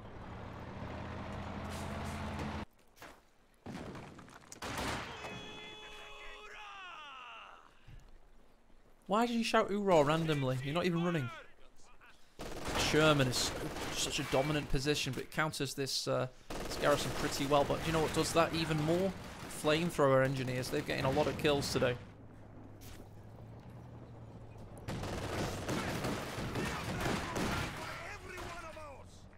Can't enter in from the garrison from this side. One of the asymmetric touches that Mill Road has.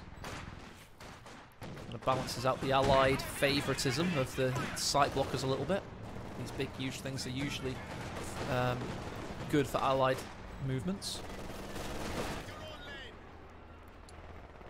Another MG building for Luvnest. Surely we're threatening a rifle nade soon. He just wants another LMG, perhaps. He's going to delete the cover and leave the conscripts exposed and vulnerable. You can guess, Lacraste. You're asking which factions you think they played. Why don't you just guess? Oh, rifles. You've spoilt my joke. The elite players rarely go OKW all Brits. Well, actually, OKW's seen a resurgence, just not in these particular players. We sometimes see USF. We saw USF today in the semi-finals. 2 of the 3 games featured United States.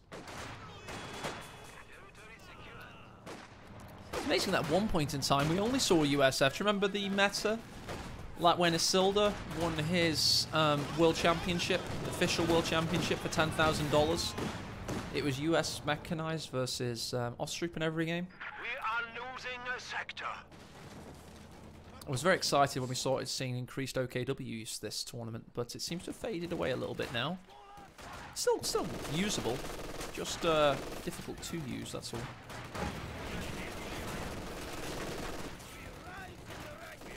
Combat engineers on 3 kills, 222 comes to push them away. The MG's going to sit tight in the garrison this time because the 222 can push the flamethrower around and stop it firing. In the centre, Dushka's going to take position there. MG's going to have a tough time of things now. 2 MGs, of course, for Luvnest.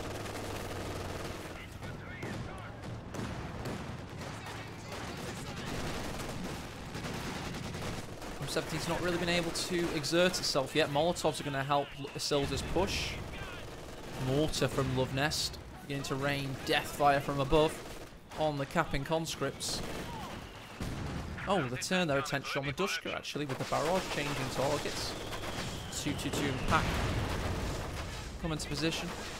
Dushka evacuated the premises in the nick of time.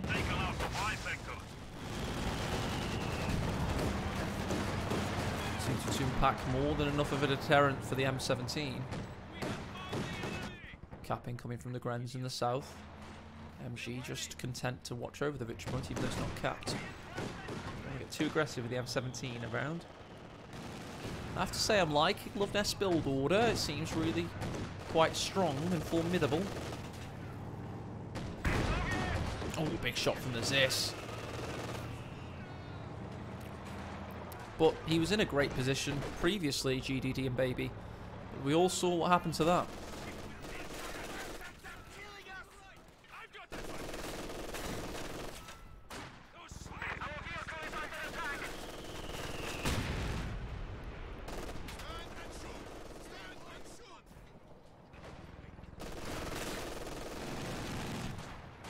Under duress from the conscripts, pushing in. Strong battle line here from Luvnest. Huge mortar round forces away those combat engineers. The enemy is taking what we have secured. If you didn't see earlier, we had one of the greatest games we've ever had in Company of Heroes history. And it was amazing. It should be on YouTube after this series, to be honest. I may even check now. Just see if HD's finished processing, because if you've not seen it, you need to watch it, quite frankly. It's that damn good. Capturing supply sector.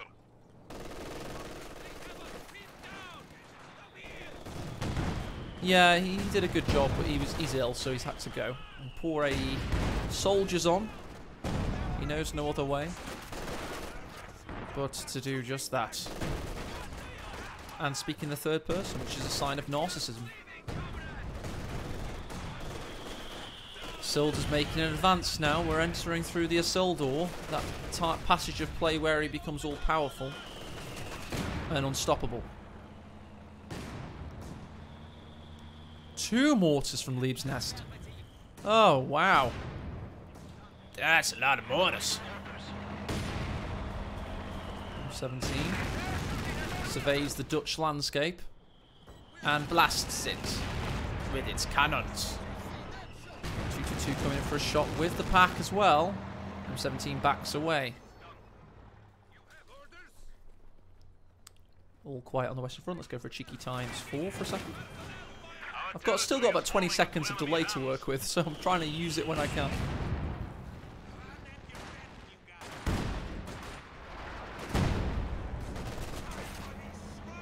Super fast mode. Yes, there is zero code. Nobody ever sees it. Fantastic work by Ricky Rifle to make this map with community help. And recently Rachel's made it automized and also made this area a little bit less difficult for Wehrmacht players, etc. Well, we did vote on it with the players and stuff. It wasn't just... It was a whole process. You just got to believe me. Drones threaten some action there. G getting burnt out again. He's constantly occupying this house. He could do with destroying this house, to be quite frank. Oh, Ura's in, but just takes point behind the Sherman because the change of target there. LMG Grenadiers on retreat, but the M17 to the rescue. Isildur's victory points are ebbing away. Or flowing away. I think an ebb tide comes in and a flow tide retreats. Is that right? No, ebbing away, yeah. Flow comes in, ebb retreats. I was right the first time. Only tiredness do I question myself. Super fast mode.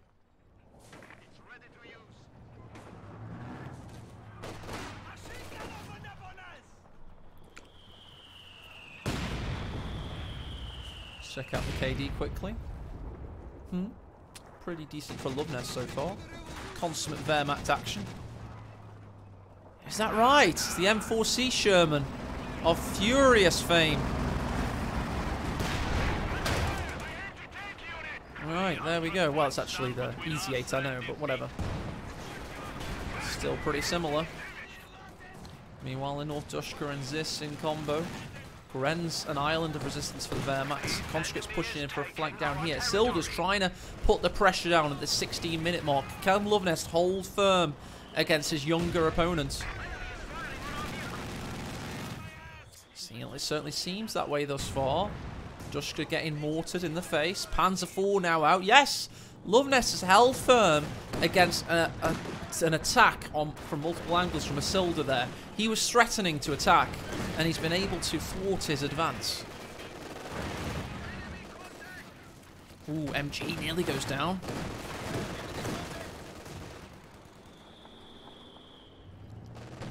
Wowza.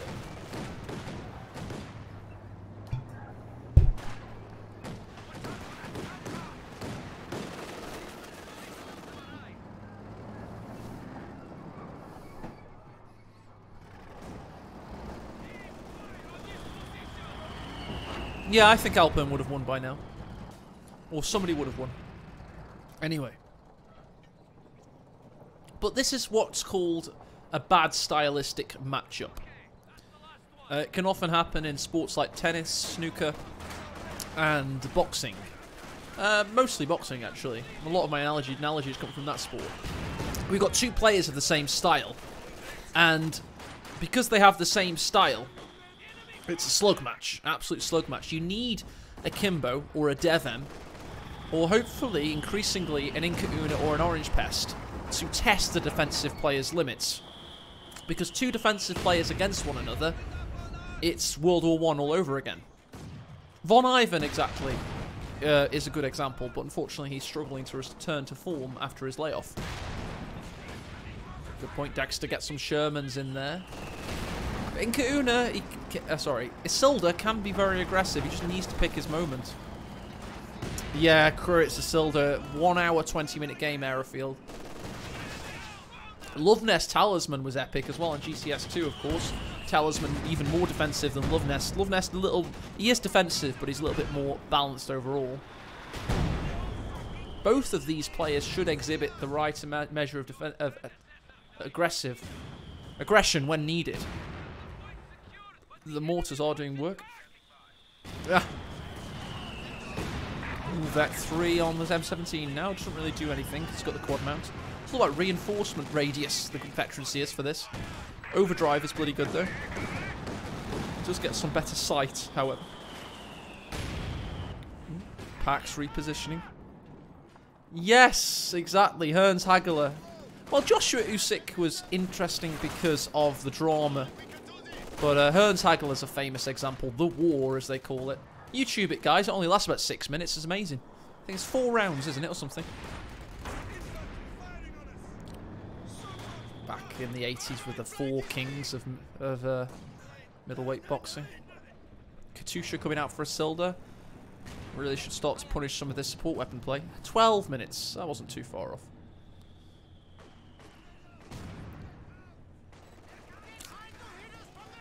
Yeah, Hearns, Duran. Unfortunately, for Duran, wasn't very long. Duran's still my favourite, though, I would say. Big fan of his particular style. He was the smallest of the 4 as well, and he held his own against them, so that was really impressive in my opinion.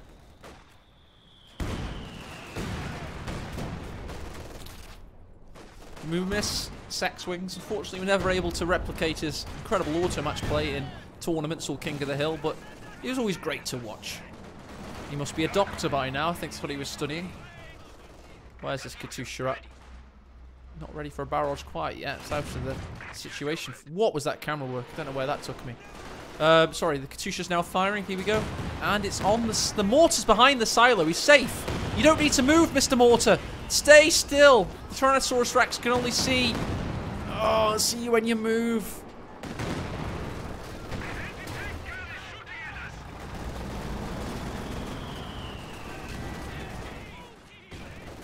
Rifle nade does nothing. The Dushka Dushk's on. Luvnest is really holding his own now. 475 to 245. Wowza. Got a deciding ace game on our hands if this carries on. I mean, as I say, boxing is a brutal and disgusting sport, but it's had its periods of absolute glory. Of course, the famous Ali fights in the 70s, and the 4 kings of the 1980s. I'd urge you all to watch the mixed martial artists' breakdowns of them all on YouTube. It's just as good as a very good Company Heroes cast. Not quite as good. But we're the kind of disgusting bastards that watch a World War II horror recreator, because it was the most horrific passage of human history ever, and we watch it for fun.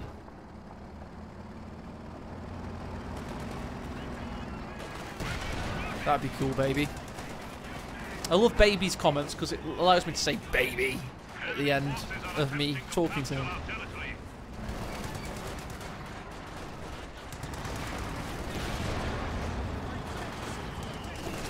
Right now, Luvnest has 3 victory points. In the north, the M17's doing work on the Grenadiers. Back in the south, Zis is pushing up. Sherman now has 3 kills. Going to prioritise vehicle mode. The Panzer IV's rear arm is exposed. Oh, that's the frontal armour. My bad. I am blind. No ID rifles ready. Click AECOH. Go to VODs and go to the games, bro, because I don't remember this kind of stuff. I set the rules, but I don't follow them.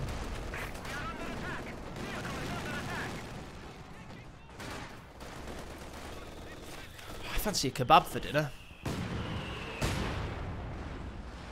Chicken kebab after this game.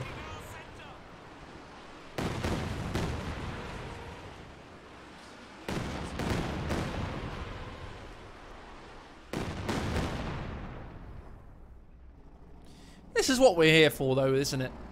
As a community, we've seen some of the greatest games we've ever wanted to see today. We've had some epic ones, and now we're in a titanic struggle between 2 of the best players of all time. In fact, 2 of the top 3 players of all time are playing for us in front of our very eyes. And we're spoilt. We're spoilt brats, quite frankly. Because we've had incredible 1-hour epics in the semi-finals, we're not assessing this for what it's worth. 2 titanic, gargantuan competitors battling for us. Just for a place to qualify. The money's not even on the line yet.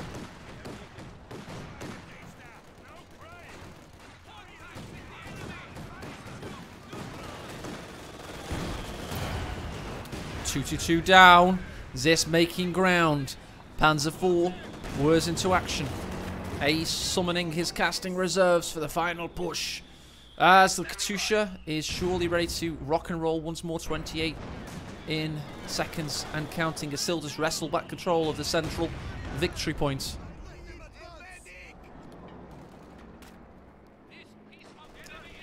Sir Hilary Manfat, you should never have left.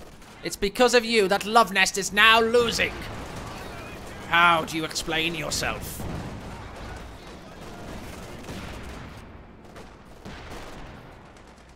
Cha-ching! Chew on this.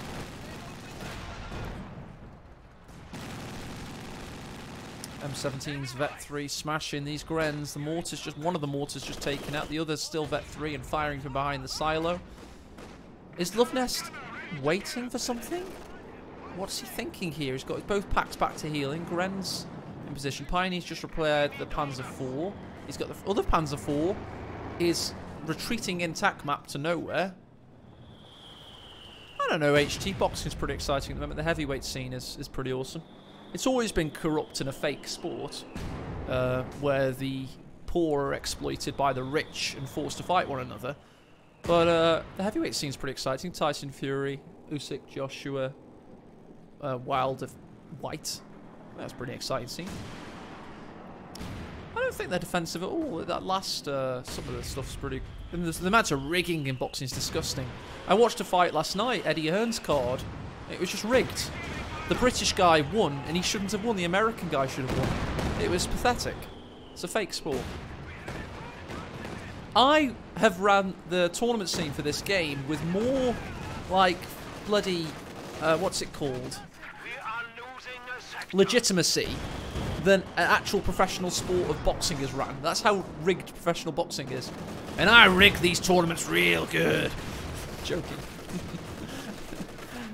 Integrity. That's right.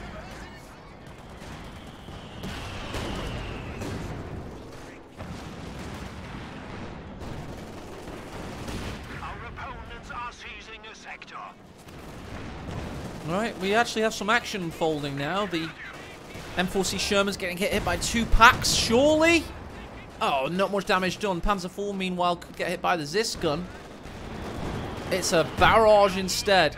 Meanwhile, Gren's take and wrestle control of the central victory point there.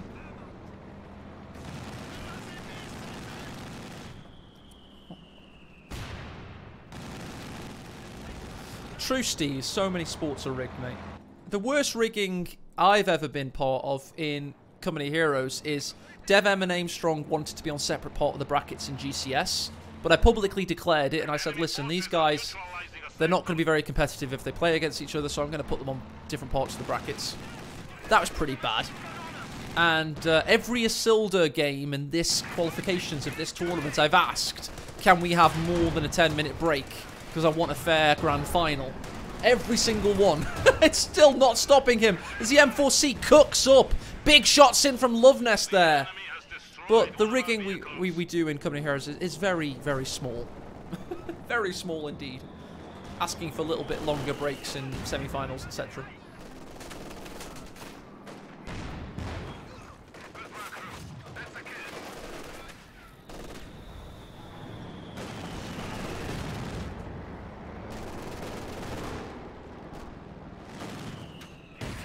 Continuing its assault. It's on 14 kills now. Is this tournament rigged? Everyone says yes, okay. There we go.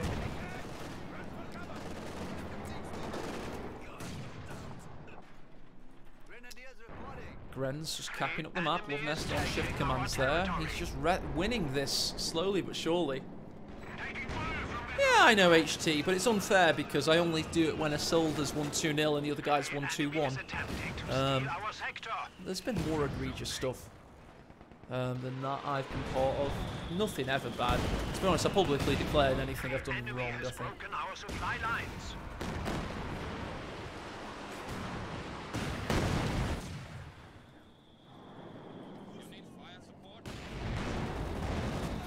More that can be said for other organisers, probably. Ah! Glaff, no faith in Luvnest whatsoever. It's just only a matter of time before the choke comes. Isildur's now down to double-digit victory points, but he's currently on 428. He's got a massive veteran army of experienced soldiers. Pack 40's in the centre, Zisk gun watches on. Meanwhile, in the south, conscripts taking up the challenge of the Grenadiers. MG42 couldn't get the suppression off. Pioneers versus combat engineers, a tale as old as time as they cap the situation. These Grenadiers are pretending there's a pack behind them. Spoiler alert, there is not. They're on their own, and they're still pretending. They're forcing the M17 away by will alone, and now they're getting killed by the Zis barrage. So a little bit of psychological gameplay there. Huge shot by the Panzer IV. It's an attack. So anti-tank grenade that goes off. Yes, indeed. Can the Panzer IV finish them off? No. Movement engaged. Bad accuracy. No, he won't. He's not around these days, Slav Bard. I did used to ask him to cast ML with me, but he was never around, unfortunately. Yeah, he was probably the best person I've ever cast with, because we have opposite personalities. But sadly, we've also had personal disagreements over prize pools and stuff in the past. So, M17 down to Luvnest. That's a huge win, but will the Panzer IV pay the price? Oh, that was a good win for Luvnest.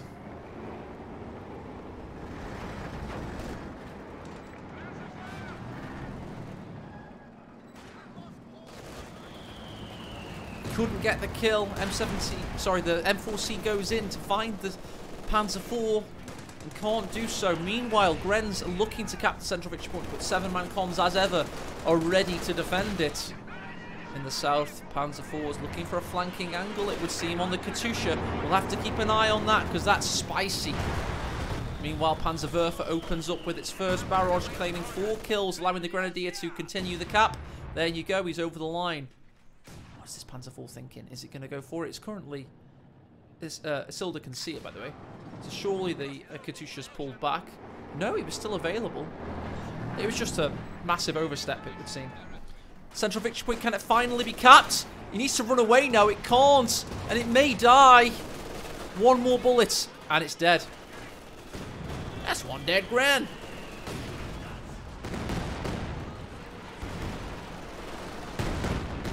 Destroyed the cover. The Salvo could finish off this Grenadier. Oh no! Luvnest He's beginning to throw. He's beginning to choke under the weight of the pressure. 96 victory points remain, and he's just lost 2 grenadiers in uber quick time.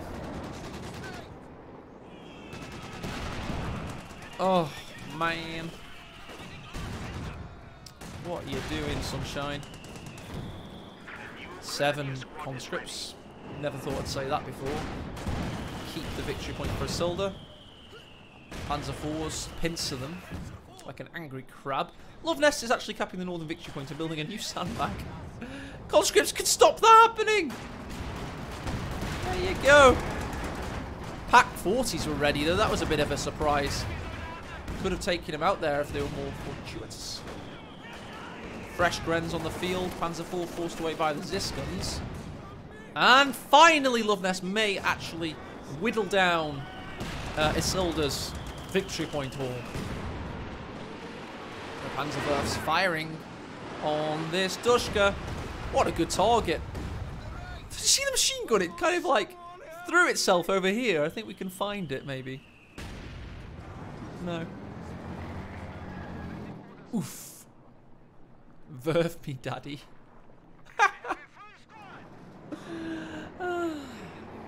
You guys are funny. No, don't spam. Don't spam anything. No. Apparently, Shazzy, you can, yeah. Grens die, you die, we die. The game continues.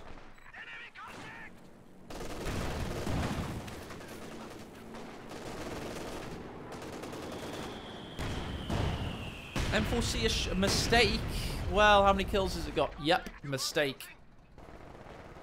3 infantry kills only. It's been on the field for bloody ages.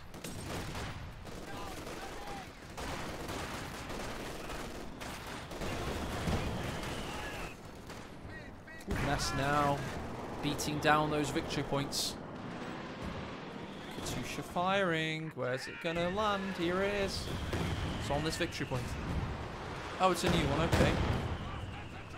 Well, that makes more sense. AE's brain.x stopped working. AE rebooting.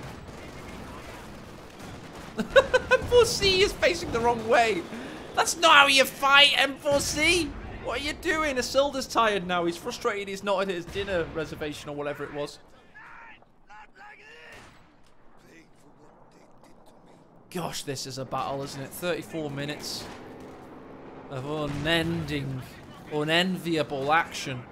Never stopping. Evil trouble, lol. The enemy is taking our Another territory. M4C coming out soon. Pushes in with the first one, but the packs are ready to open up if they need it.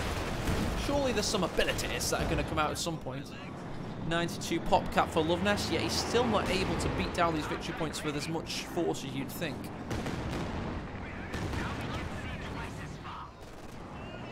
Just got his spotting scopes out for his Panzer IV. Puts a vehicle crew repair really deep into enemy action. Can the Zis see that?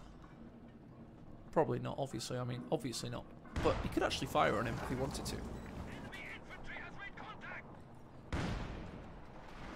Two-tire mortar meta. A mortar meta. I hate playing against mortars. Oh, Helping Hands' streaming shack has died. There's his collection of anime. It's all dead. His subboard with all of your names on it. It's in smithereens. Oh, sorry, we've got some action to talk about. Panzer moving. It's a tank. Conscripts also walking. They have to capture victory points, which is the win condition in competitive Company of Heroes. Panzer IV firing upon them with its gun, hoping to kill them. Will it? Will it? Meanwhile, yeah, that is a Sherman. It's in all kinds of trouble. Pack 40s take it out. Conscripts can't stop it due to the suppression of the MG. This is looking all over, in my opinion.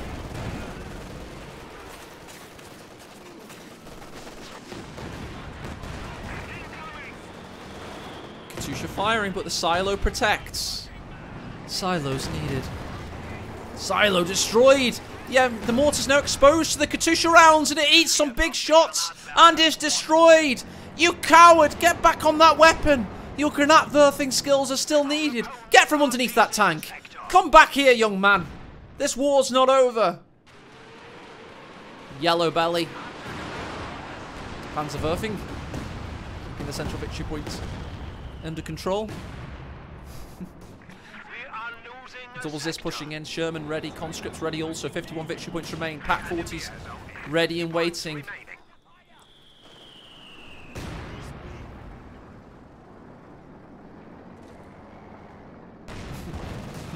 Snake store snack on. I love that line. That's so funny. He protect, he attack, etc. What's this say on the side of the Sherman? It's Russian. Thank you for the material. We won't recognize this in the Cold War, probably says. Central victory point to neutral. For the motherland, that's a nice thing to say. Good work. Zarodino! Okay, fair enough. Ooh, Panzer on the attack. Katyusha's ready soon. Wren's on the front foot, capping their hardest. Meanwhile, Sherman's forced away in the north. This is a big story because he's only on 50 victory points. Alpern, you can't read Russian. Don't lie to us, Alpern! Don't lie to us! Oh, they can't quite get there even with the URAW. Meanwhile, T-34 provides supporting fire. Katyusha's ready. He's going to attack in the north where the packs are at, it would seem. This could be a really big one. Sherman's down. Shotgun. Katyusha. Can it absolutely dominate the situation up here? This could be his way back in. One of the packs is down indeed. The other remains. T-34's pushing in. 76 mil takes him out. That's huge. The Zisguns are still in position. Panzerwerfer, where's it at? Oh, it takes one of the Zisguns out. Now these Panzer IVs have to get aggressive. Be aggressive. Be aggressive. Need to get in there. Let's go offense. Oh dear. Zis climbs to Vet 3. Can the mortars take it out? They're looking to do just that. Isildur now holds a victory point. Luvnest holds a victory point. Everyone holds a victory point. What remains of this silo? Holy crap, just some rebar and concrete.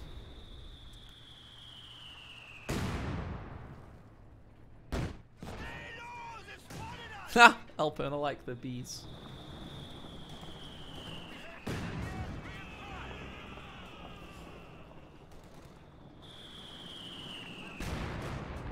Conscripts running over the craters, causing the camera to judder. And they could die now to the Panzer IV fire. Meanwhile, the packs... Oh, yes, they're dead indeed. Packs return fire on the T-34, but lose their lives to the Zisguns. They, in turn, could die. Panzer IVs push forward through Hellfire, Brimstone, and a lot worse. They're looking for attack ground shots behind the Zisgun. They take it out. Great use of hotkeys by Luvnest. Now it's the T-34. Could be taken out of commission. Luvnest capping the central victory point. We're heading to a deciding ace game, everybody. We're heading to the whiskey zone. We're going to have to do it. This is an epic series.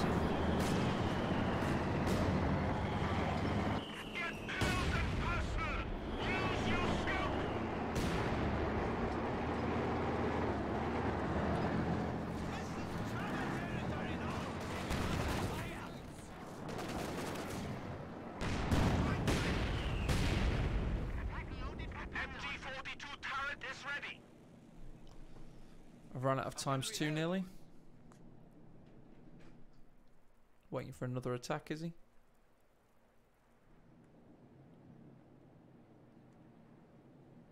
Isildur drops from the game. We're heading to a deciding ace game, everybody.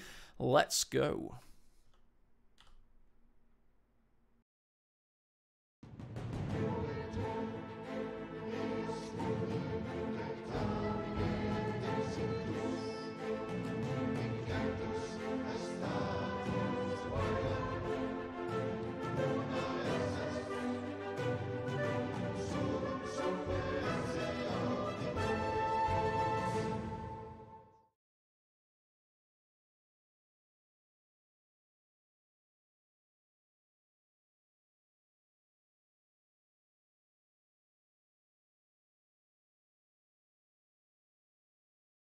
Interesting takes, guys. Interesting takes. I'll say it again.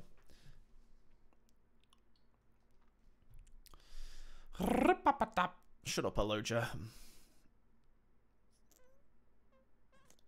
Hello, Demare. Oh, my bottom hurts.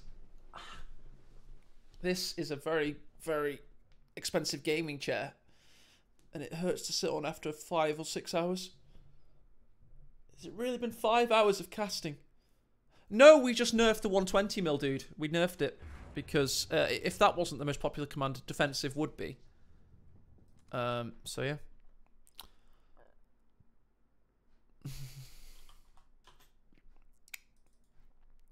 Alright then.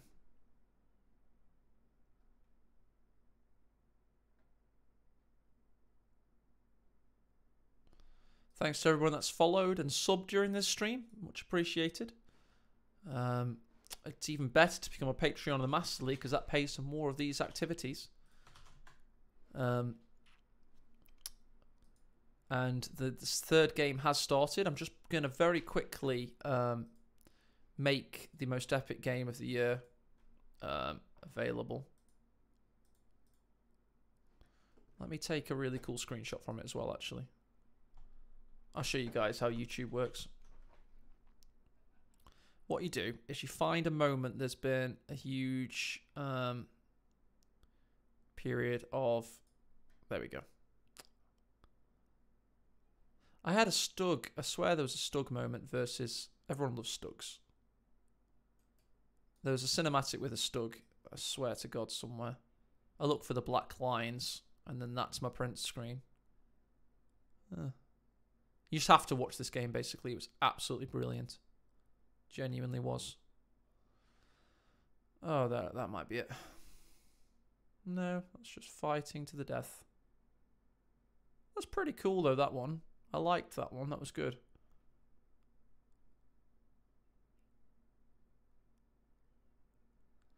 Would be good to Photoshop this, though, to be fair. So I might just do that in a bit. Yeah, let's launch the video anyway.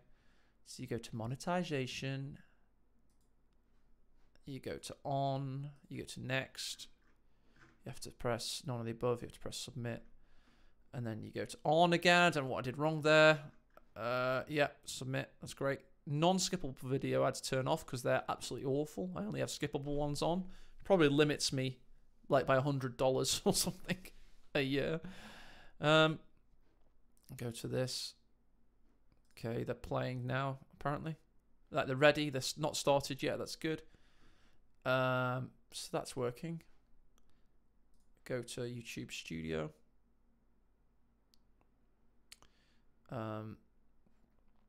Go and nick all this information from here. With the copy pastes.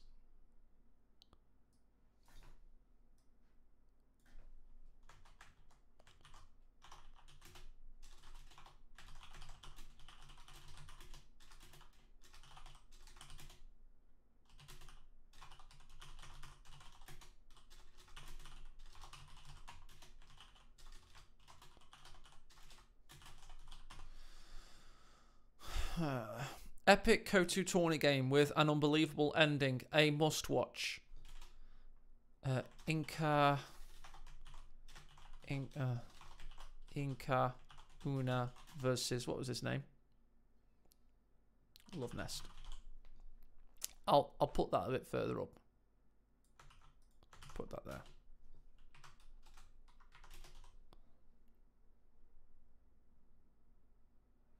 Is unbelievable good enough of a word? With spectacular.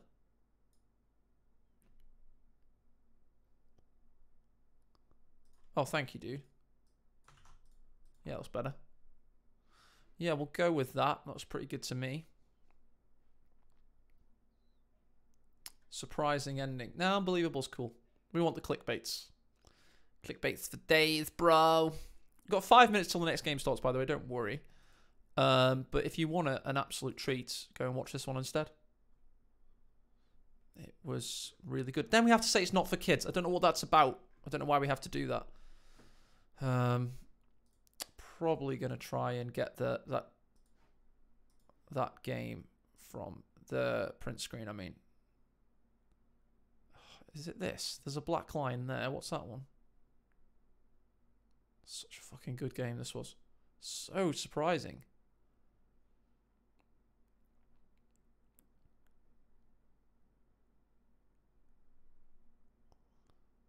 I can't see it. I have to look for it manually. It takes me for bloody ever sometimes. There's a good one here. What's this one? Is this the Stug? Oh, yeah, this is the one I wanted. Everyone loves Stugs. So we'll just go with this. Yeah, that's perfect. Let's get ready with the print screen. Behind the scenes stuff. All right. Yeah. Stug versus IS2. Face on. Yeah, my face reacting like Skippy does, yeah. Okay, that's the max. So I want the max range part. That's pretty cool, the tiger there, but whatever. Stug versus IS2.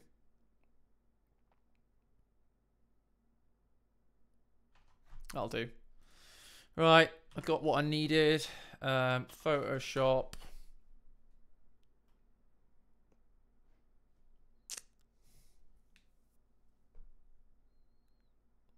I'll just put the word epic and then upload it and then public. Boom. We're going to make some dollars, y'all. AE's cash making scheme, aka the Master League, is fully exposed for the masses. New. Create. Paste. Oh, that's not actually that good of a screen, to be fair. Ugh.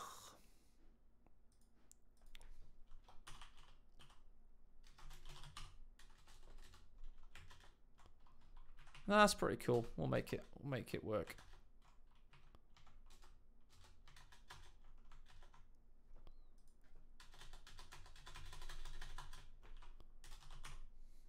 Epic game. Okay, red's a good colour, to be fair.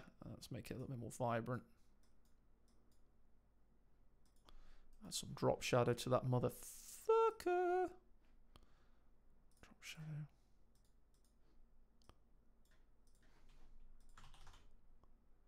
Size 300.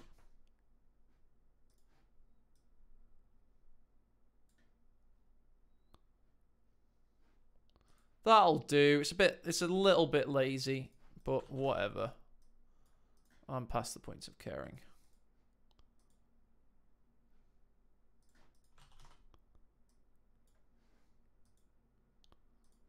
Yeah, that'll do, whatever. Jeez. Save. Okay. Exit Photoshop because it's a resource hog. Get out of there, you bar stewards. Upload thumbnail. Oh, there we go. Save. Right, back to monitor. I just didn't want to show Windows Explorer. Back to monitor. Epic game. Oh, it's already public. Lol. Well, there you go. It was a very good game indeed. Let's... Men of War! Thank you, YouTube. Amazing. Amazing stuff. Oh, they've started. Alright, okay. Yep. Done. Save.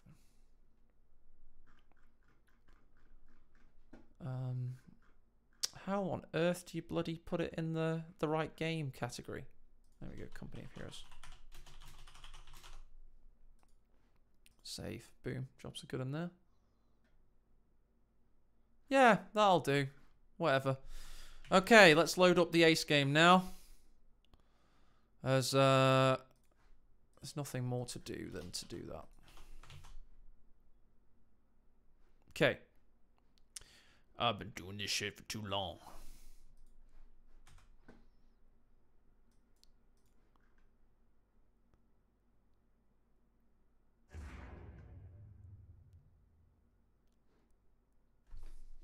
Very true, Sander. Very true. Well, that would be cool if it was OKW Brits. Wouldn't it?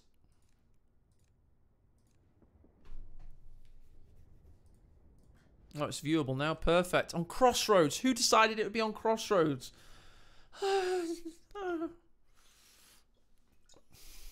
Performance enhancing drug engaged. I'm not going to have myself drinking whiskey on stream. I'll do that in the thingy. But we all know that I use it as a performance enhancing drug. Coffee in the first half of the stream. A few drinks of whiskey. I'm talking like maybe 3 gulps, and that's all I do. But it keeps me going. Finish it. Oh, it makes me look like an alcoholic, though. Whatever.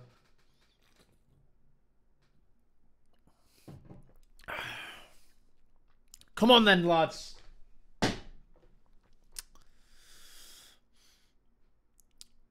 55 minutes of gameplay. Let's go.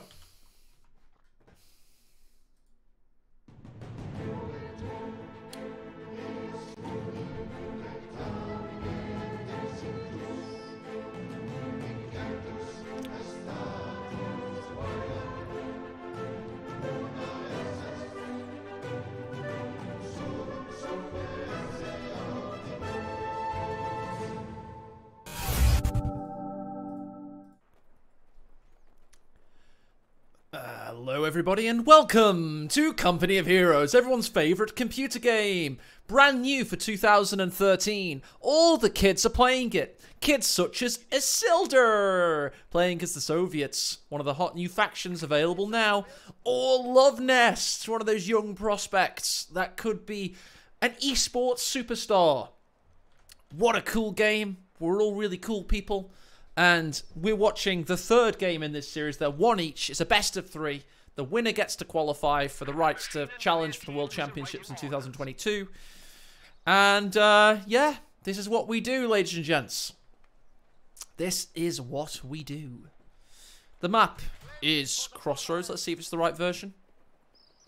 Yeah, it looks pretty good to me. We'll go with that. I can't actually tell. It says ML there. That'll be right. That's right. Yeah, it's the right version. Good. It shouldn't quite be as bad as it used to be because the victory points are a little bit more cappable. You know, you can get through these bushes, get around there, cap it, etc. However, we have seen quite a few long games in this tournament. Amelie Fields was one of the worst defenders ever today. 1 hour and 20 minutes for Isildur's first game versus Quirits. And Luvnest has had his fair share of long games as well. And yeah, I'm just gonna let you enjoy this one. Really, triple the amount of players. Wow, that's because it has a community. I hope Relic never undervalue the power of the community and how much they add to this game series. I'm pretty happy as well, Matt Stanky. The new Grenadier squad is ready. This is now German territory. German territory for Luvnest. If you want brief stats on Luvnest, just in case this is the only game in the series we upload, let me just help you out there. How about that? I'm a helpful kind of guy.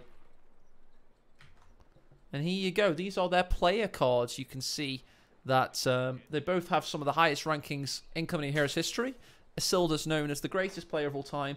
Luvnest only the second. So, you know, pretty damn good players. Very similar capabilities. However, Luvnest takes it on the strategy front for being the best Soviet player of all time. Yeah, it's interesting, baby. Yeah, maybe for the sandbags. It's a really good point. We have a fresh Grenadier squad. Ha! Big shout out to a friend of mine that's watching for the very first time. And looking forward to Tuesday when we get to meet up. So thanks for watching.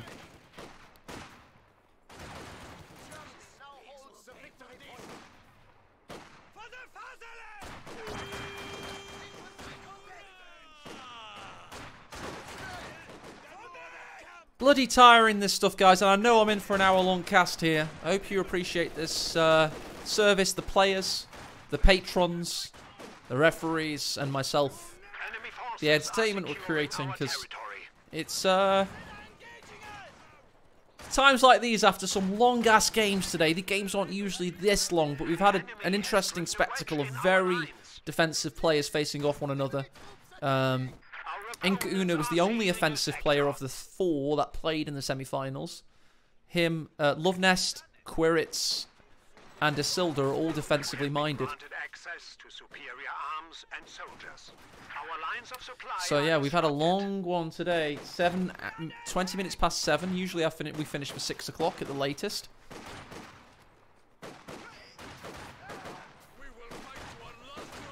Here comes the flamethrower. Grenadiers have to be careful. Immediate damage delivered. We've got a field hospital ready in base, but the Grenadiers are sticking out for a little while too long. And Luvnest finds himself yet again on crossroads. After epic series after epic series, he's on the map he was famous for against players such as Talisman back in the day. Not his favourite hunting ground for that reason. I also believe Devon beat him in an epic 1 hour 10-minute game in the World Championships. Or was it ML5? It was one of the two. I think it was ML5 actually. And indeed, Vicar, well played, sir. Quick shout out to Orange Pest earlier. Mine detonates there. Conscripts push in. Isildur's looking aggressive, it has to be said.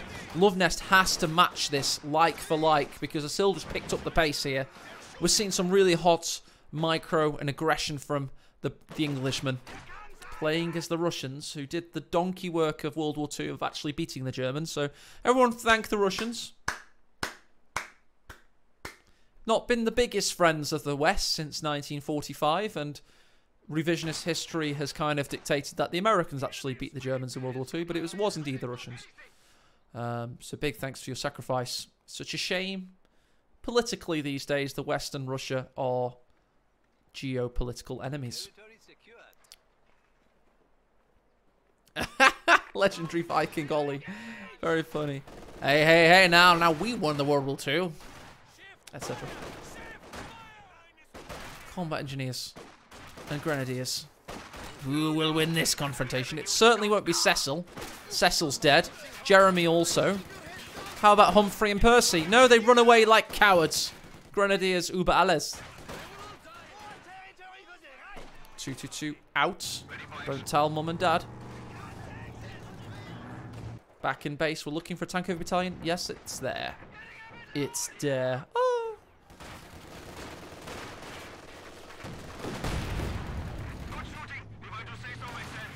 Well, no, America beat Japan, didn't it?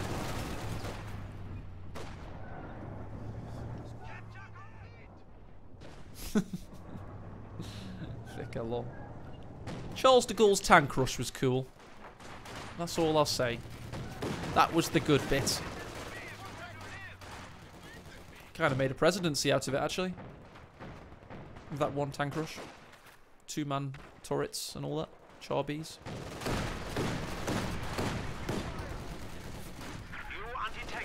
T-70. Guard mode to coordination tactics. Try-hard mode engaged. 222 doing work. Like a single mum working in Walmart for minimum wage in America. This 222 has to put the effort in.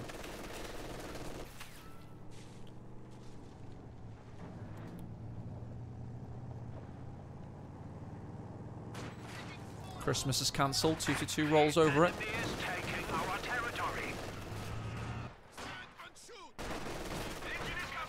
LMG Grens versus combat engineers in the mansion there. Pack pushes up. Conscripts gonna reposition. Isildur keeping up the aggression. Luvnest's victory point tally is beginning to show a tale of Isildur dominance. 15 kills to 11. Points held graph is the important one. Look at Luvnest.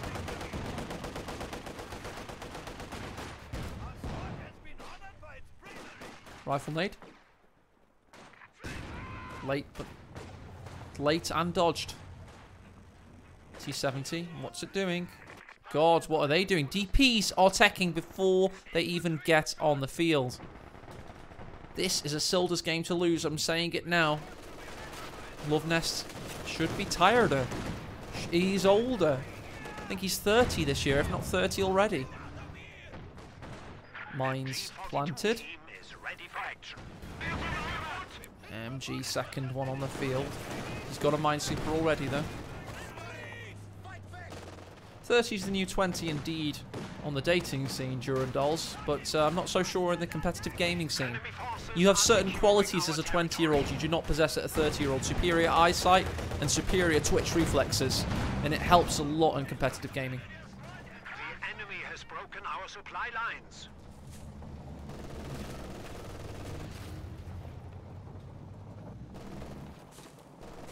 Superior hair growing capabilities, but that's the same. Yeah, honestly. Women wouldn't talk to me when I was 20, but 30, it's a different story. So if you're 20 and you're out there and you're single and you're lonely, just bide your time, my friend. Stay in shape. Make sure you concentrate on your career, and good things coming eventually.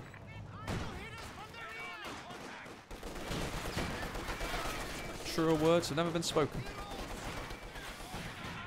Combat engineers jump in the house, find the intelligence they need, and allow the guards to sit pretty. Meanwhile, pioneers push up the western side. A fresh mortar crew has arrived. Mortar out for Luvnest. He loved that first one. But as I say, he's struggling in this game. He's having to concentrate on the northwestern side. Comebacks on Smokey McPot. That's Smokey McPot. Oh man, that's a funny name. Smokey McPot. Oh dude, that's funny. Guards are dominating, just pushing everything away. They don't dare come near them. Like Paul Scholes in midfield for Man United, he would just kick everybody. He would have a ring around him like this. And that's why he was so good at passing, because nobody ever tackled him. Because if they tackled him, he'd kick them. That's what the guards are like right now. They're evaded.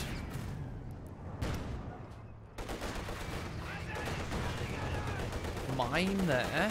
T-70's got to be careful. Should be swept soon.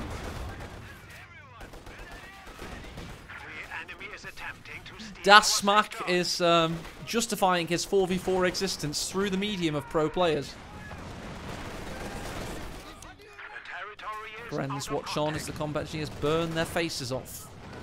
Guards push in, threatening a guard's grenade on the... There it is. Through the door. Damage done.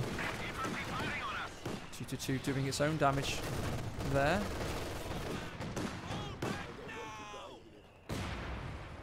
Um, 60 APM is not low for Company of Heroes because the positionality, the directionality, and something else that rhymes with ality means that in Company of Heroes, 60 APM is actually quite high. In StarCraft, it would be pitiful. Sometimes in StarCraft, you can get up to 300. But StarCraft players aren't very good at Company of Heroes because it requires too much tactics, too much great... Every decision, every click or drag of your mouse cursor or hit of your hotkey matters more. It's small arms tactics and positioning. So 60 APM's roundabout right for a pro gamer.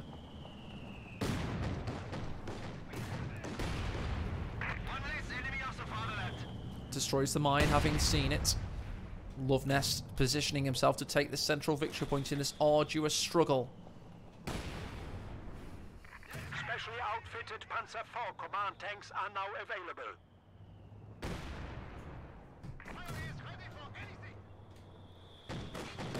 Luvnest is being behind quite a lot. He's thinking about his post-victory kebab. I'd love to educate the StarCraft community on why Company Heroes is a superior game. I mean, it's not a superior game, sorry, but if the developers had designed it a little bit better, it would have been a superior game. Maybe Co3 has that opportunity. We'll have to wait and see. MG42 has been taken here. That's huge in Isildur's favour. Didn't even see what happened there. My bad. Small arms fire may have taken it. The flamer may have helped as well. But that's a huge pickup for Isildur. We know who's up now, Lush Meadow. It's Isildur's game to lose. An MG take for Soviets is huge. 6-man MG42 so difficult to overcome. Wish I'd seen what happened there. I can't believe it. No, Lush Meadow. This is a qualifier final. This just decides who is the third confirmed qualifier for the finals 2022. 8-man tournament in 4 weeks' time. Oh my, that should not have happened.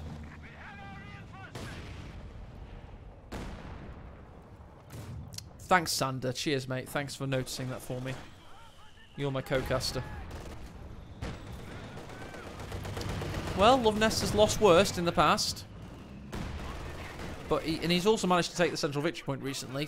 Finally taking Isildur below 500, by the way. That's right, Gunther.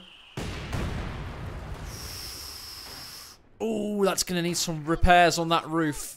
The maintenance cost for Luvnest is going to go through the roof itself.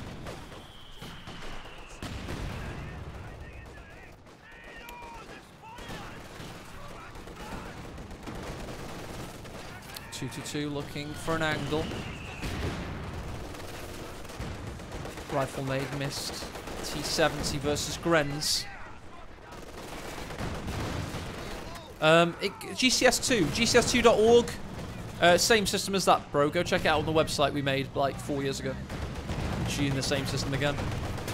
T70 and a spot of bother as the pack hunts it. These guys will certainly help.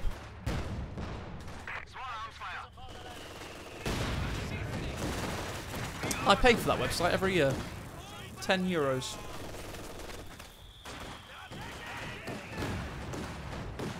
Go to qualification or something. 4th tab along the top. It tells you how the system works. But also go to !! brackets. If you go scroll to the right, I've got the point system laid out.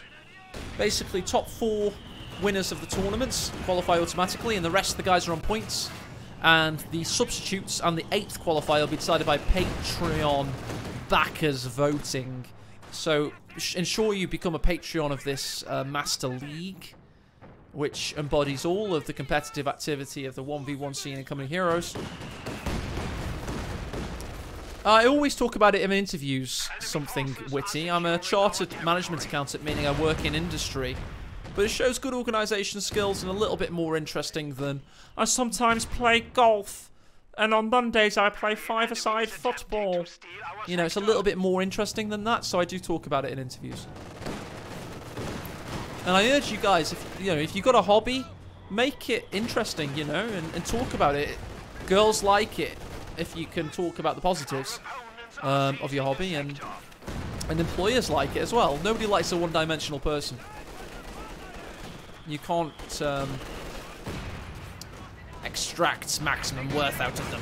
Meanwhile, 222's in peril. We've got an 85mm T34 hunting it down. 2 Grenz retreat. Luvnest has ceded control of the victory points. And the changes to Crossroads ML variant mean that Isildur may have a triple cap very soon. We are losing a sector. GD. Ooh, Luvnest is feeling the hurt now. He may have already qualified on points for this tournament, but he could have done with not having to play Tournament Qualifier 4. Yeah, me too, Whiskey Tango Gordon. Makes the map slightly less burdensome. Where are these cons going on that retreat path? All the way across everything. Panzer IV needs to help out here. 17 minutes into the game, it's a little bit late, but better late than never. Mortar round, that's the 120mm newly redesigned for the Master League. The only unit we ever want to balance. This bad boy now is 80% damage and no longer has the ability to retreat. It has to reverse out of combat. It was a unanimous vote of players and Patreons, or patrons of the Patreon, whether we should have nerfed that unit using tourney mode. Exclamation mark tourney mode in chat, by the way. Check it out. Exclamation mark Discord in chat. Check out our Discord. Go to the pinned resource section. You can play on all of these maps and the changes yourself.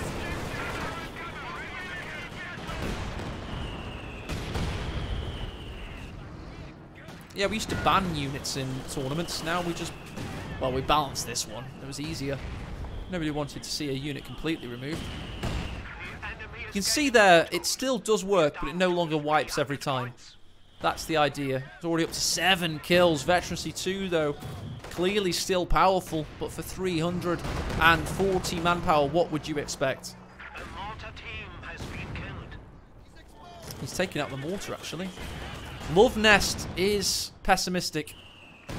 He's not acting with as much aggression as he once was. He's been down on a triple cap for a while. He's just rescued back the central victory point. He's going to take a mortar with Grens. Couldn't do it with the Pyos, it would seem.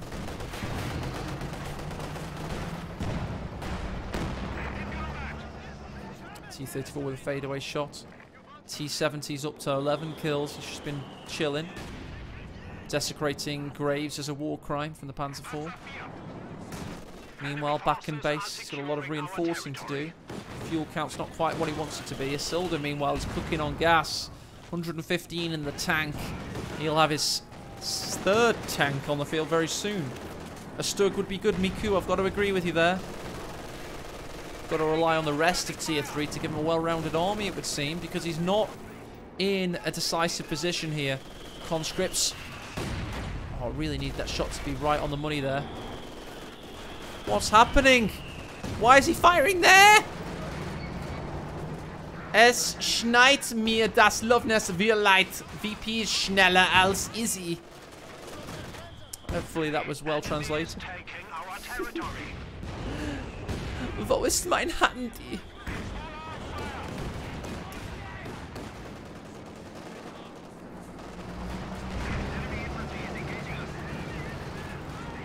Panzer IV versus 85.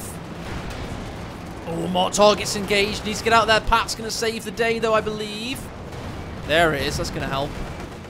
Thwarts him. This is also pushing in. This is really courageous from Isildur. Target weak points initiated.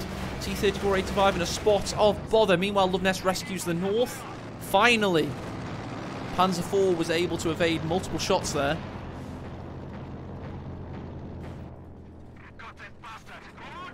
Mortar reverses back to base and heals up.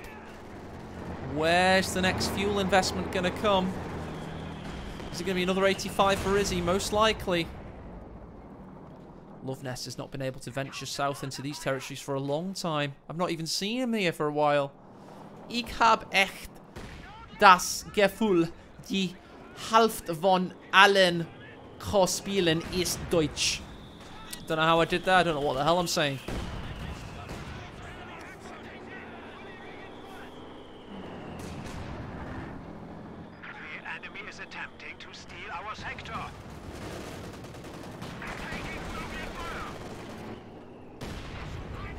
Oh, 120mm hits the mortar, forces it away. Conscripts push into position. Get out of there, mortar! What are you thinking, you daft Granatenwerfer? Ouch. It's dead. Conscripts confirm the kill. Isildur is just calmly and methodically dominating his older opponent here. Looks like he's heading to the finals. I don't know what you just said, GD, but I think we should time you out just in case. Mortar's taken out yet again. T-70's in peril.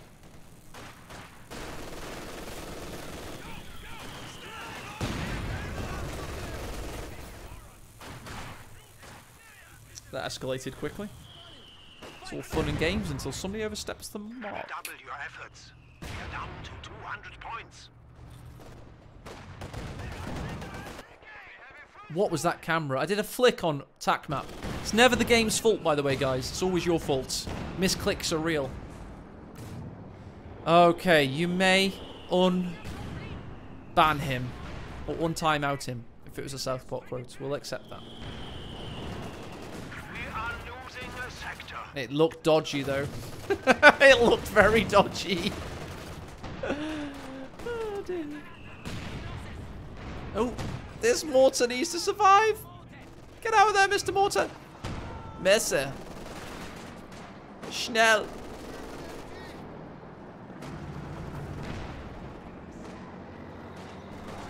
Oh, okay. Curly Whirly says not to.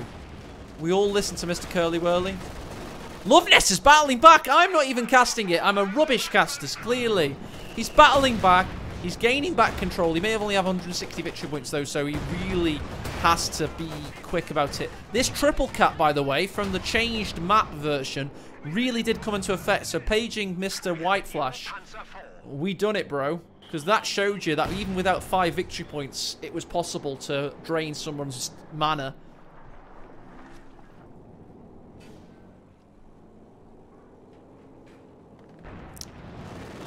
Yeah, I know. I'm just lonely. Orange Pest left me. Zis lines up a shot, pushes away the Panzer IV. Our opponents are seizing the sector. Guards, 17 kills, Vet 3, looking for the victory point. Meanwhile, Luvnest caps the centre. Pioneers are going to push east finally, it would seem. Double Panzer IV, well, Panzer IV and 2-2 combination watching on in the centre. Luvnest went for his familiar mechanised doctrine.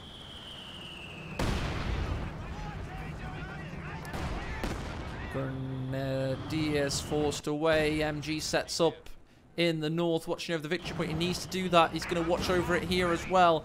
Luvnest with a pretty fearsome combination of units now, it would seem.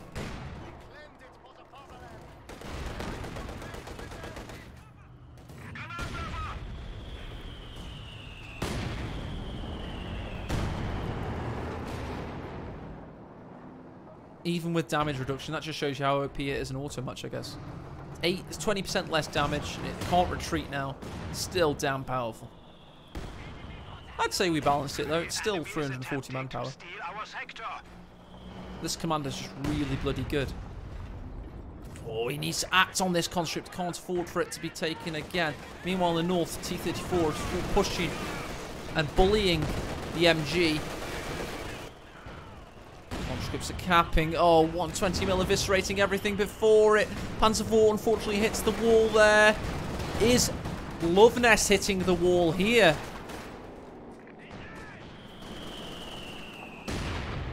That was one of the things under consideration, something written.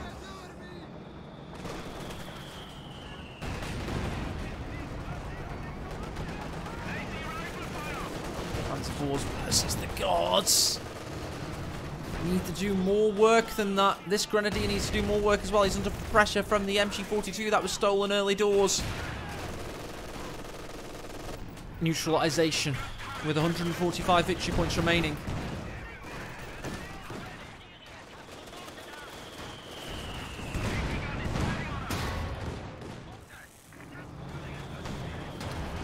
Oh, target weak point in on the T-34. He's rolling in with the Panzers. Here they come. He's stunned. Is he taken out of the game? A double bounce! What the hell? And a good mortar goes down. Double bounce for Luvnest. Oh my. What is this thing made out of?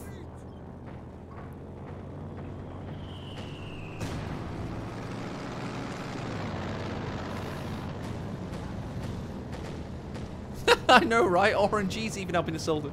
Meanwhile, because of the pressure applied, at least Luvnest, from his perspective, was able to capture the central victory point.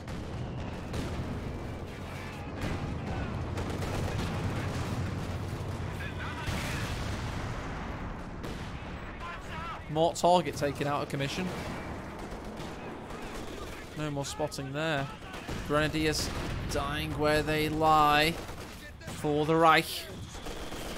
Pat 40's out of position. Mortar getting bullied yet again. Mortar wars. At least they push away the Guards this time. What's Luvnest thinking in terms of attacking? He's going to stay in battle phase 2, it would seem. Where's Isildur going to go from here? 192 fuel. Is he going to climb further? No, he's got pop cap. Luvnest equally so. He's got a high fuel count as well.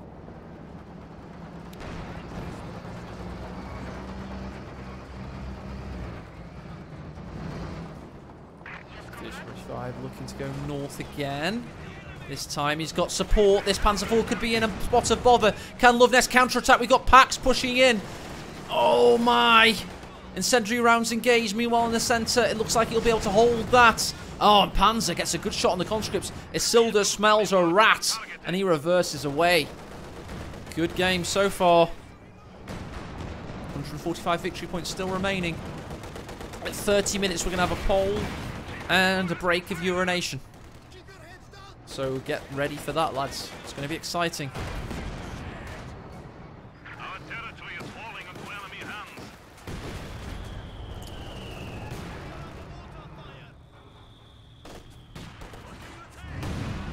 Oof, mortar hitting again. God, storm forward with their 23 infantry kills, spotting for the 120mm. Meanwhile, T70 being a pesky little devil, forcing away the Grenadiers in the east. Conscripts capping the central victory point. 2-2 watches on in horror. The Panzer IVs are formed and ready. Will Luvnest be able to get anything else out? 81 pop cap utilised. He's got room for something else, it would seem. Maybe a Stug, maybe an Ostwind. We'll have to wait and see. Be good to get a Panzerwerfer, but he's not going to be able to at this rate. 2 Panzer IVs and Pack 40s. T-34s in position. Grens marching. Super Schnell time. It would certainly appear so, Glaf. Mod, get ready on... Whichever mod wants to get ready on a poll, please get it ready. I want to know who the chat thinks is going to win. Game 3, Isildur Luvnest. We're going to go on a break in 19 seconds' time. Get ready on that poll and get ready to go in. And we have to be careful in case Luvnest goes in for an almighty push. Doesn't look likely. He's just ready and waiting. Couldn't complete the cap there. T70 with its 17th kill. Combat Engineers pushing back in. And there you go. It's 30 minutes in. Going to leave you with a stat screen. Get the poll initiated now. I'll be back in a minute's time.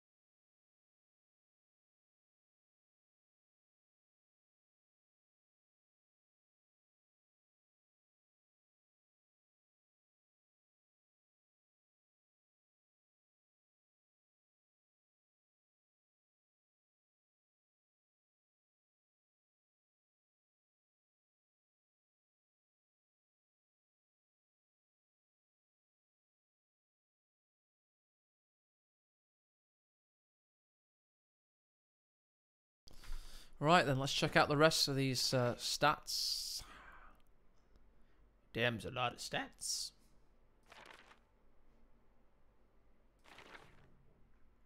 Only one loss so far for Isildur. What the hell?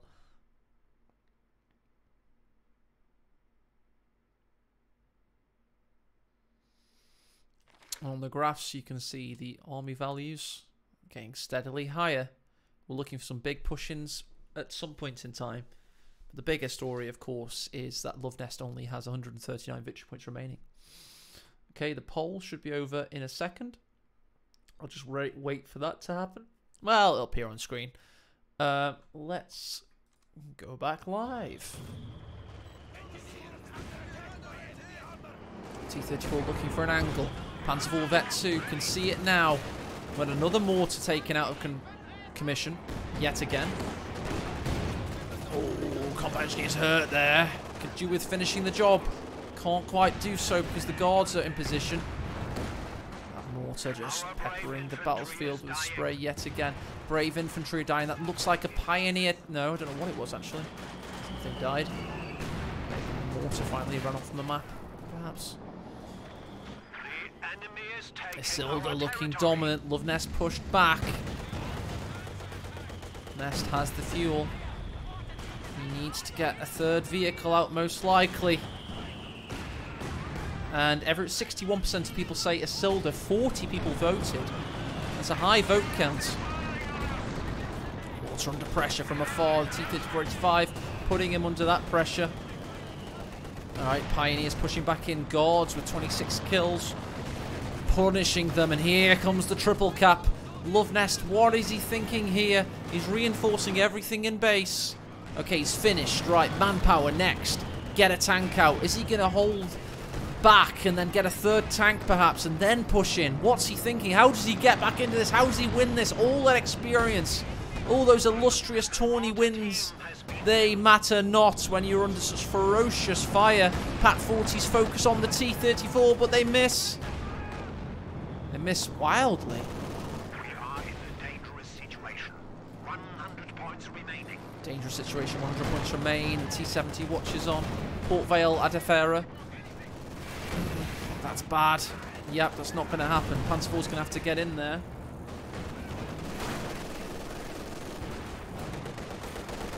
Panzer IV looking for a flank on the T-70. Has to. He has to right now. He's got no other choice. Grens crawl on their belly towards the victory point. And now they run towards it, breaking suppression. Wow, Panzer IV went in. Couldn't finish the job. T-70 scuttles away like a little cockroach. La cucaracha dances around the garrison. Low health Gren, still capping. 120 mil.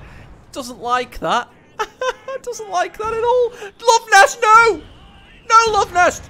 What are you doing, you madman? Oh, dear. Oh, and he's killed by the cons. He's getting desperate. Third Panzer IV on its way.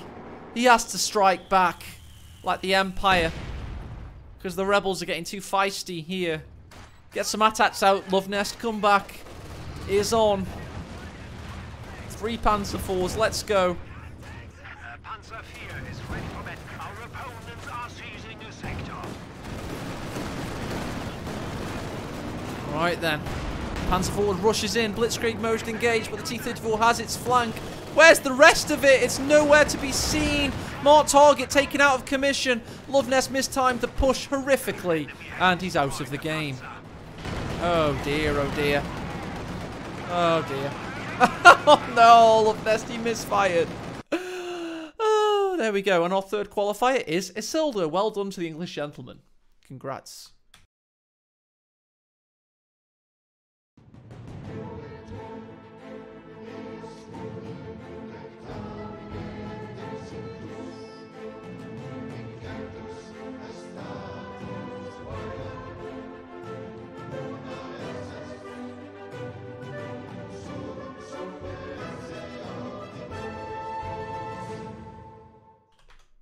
Right then, so I'm just finishing off the brackets here. Isildur wins. Who could have predicted it? Format Isildur 2-1. So he's your third qualifier. So if we take out the check-ins, insert row above. Ah, that hurts my eyes. It's too white. Meaning Luvnest is your new seed 1. We'll redo the seeding at some point. Don't worry. That's not final. Because we have to take into account the new Master League scores, of course. Q3. There we go. Isildur's your third qualifier. On points, it worked. Oh, God. Terrible camera work on the Excel there. On points, the tally is different. Luvnest is basically already qualified because he's been second a lot of times. It's his second time being second. He's the new Nagano, it would seem. So if we update the tallies there, Luvnest gets 7 points from this one, putting him up to 15. Isildur now qualifies. I'm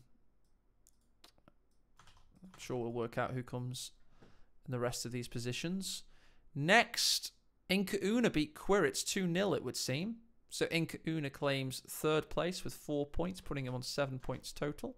So he's our new number 2, it would seem. I really wish it defaulted to black, but oh well. Quiritz claims 4th place yet again. 2 points for him. 5. We've also got Jimmy, of all people. We'll put Jimmy in there. Little Jimmy. Let's format that properly. Jimmy got 6th to 8th. That's 1. Did I do Quiritz right? He should have gone from 3 to 5. Yeah, he did. Jimmy gets 1. Jibber gets another 1. Where's Jibber? Jibber's up to 5 as well now. Markov gets another 1. 2. And Elpern gets one. His first point of the tournament, it would seem. Elpern. Yay, go Elpern. So, if we were to do a quick sort on this, we can see who's winning. Sort range, advanced, BQ, Z to A, sort. Right then. So Luvnest is basically qualified. However, you may want to bully everybody and keep playing in the full qualification tournaments. Here's right. We've got Nagano and Isildur, of course, qualified. Is that right? 51 points. 34. How many per tournament? 17 per tournament. So it should be 17 times 3. Yeah, 51. Perfect. Variance of 0. I did it right, even when I'm tired. So yeah, that's your new tally. So basically at this point in time, aecohmatt and Luvnest look like they've qualified, but you can't be sure. Orange Pest, Gibber, and Quiritz are all on 5. So there's 3 qualification places on points. So it's touch and go out there. And then the 8th place, if you look, will be decided on Patreon vote winner. Also, the substitutes will be the 2nd and 3rd place in the Patreon vote. And then on 12th and 13th of March, we're going to have our 8th place player showdown for a big chunk of cash. $1,500 for the winner, $700 for 2nd place, $300, blah, blah, blah. You can read. But in 2 weeks' time, we have our final qualification event. And we can do the maps now, I suppose. Probably a good idea to do the maps. I'm the last man standing, so I get to do the maps. Nobody was with me. But in honour of Orange Pest, we'll start with Mill Road. We'll also have more Faymanville next time, so I want to end on Faymanville. In the semi-finals. Yeah, semi-finals is good. I want double Faymanville, actually, in this next one. Oh, what did I just do? Oh dear, that wasn't good. It's not quite the amount of mergingness that I want. I have to do it manually, FML. Right, so we've got double Faymanville, and then we'll go Mill Road. Perfect. And Amelie to finish things off into good old Nexus. Crossroads ML for deciding Mega Race game on the day of the finals. We'll go Amelie, and yeah, go Amelie, that's fine. We'll have less Crossroads in the next one. We'll just go epic ones in that time. And Faymanville into Mill Road, something like that. Looks pretty good to me. Yeah, that looks good to me. We'll go with that. There's your maps for the next tournament. Big shout out to everyone that worked very hard today. The players played tremendously. Big shout out to performances from aecohmatt, who, of course, was part of the epic game on YouTube. And look, everyone, we've had our very first comment. Our very first comment from one of the best games of Cornelius I've ever seen. Berserker says, trash game, LMFAO. So, unfortunately, we're playing the wrong game, guys. Don't know what to do. How do we deal with this? Yeah, there you go. That's inspiring, isn't it? Leave it. I'll leave it up. It's fine. I might pin it, actually. I'll pin it. There you go. Celebrate it. Yeah, okay, fair enough. And thanks you, everybody, for watching. And the new Patreons. We've got some excellent Patreons in the system. Hit 500 viewers a couple of times this weekend. So that's a little bit of an improvement over previous weekends. We're getting up there now. Big thanks to dyslexic lawyer Nick, Rudy, Thomas, our last 3 Patreons. But I do urge you all to be Patreons. It's only $10 a month. It's worth it, in my opinion. Keeps the scene ticking along until we get to Albert Edward. Lol, curly whirly. Very funny. I'm going to get a kebab now. I've earned a kebab. Thank you very much for the subscription, Karakuas. If anybody's got any more primes for me, I do appreciate it. It's going to pay for my kebab. Let's get this kebab on lockdown, actually. And thanks to Orange Pest for casting as well.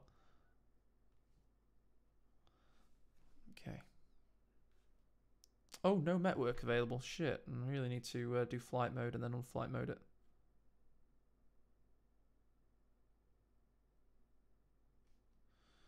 Kebabland incoming.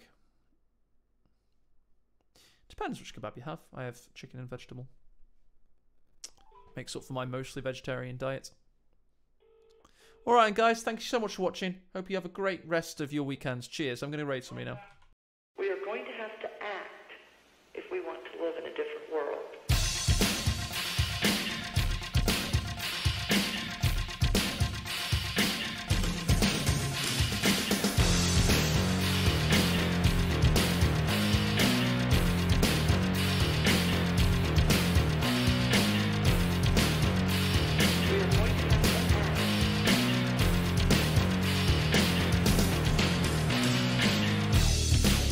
Is a very unstable situation on the ground that is unfolding very quickly. Move toward more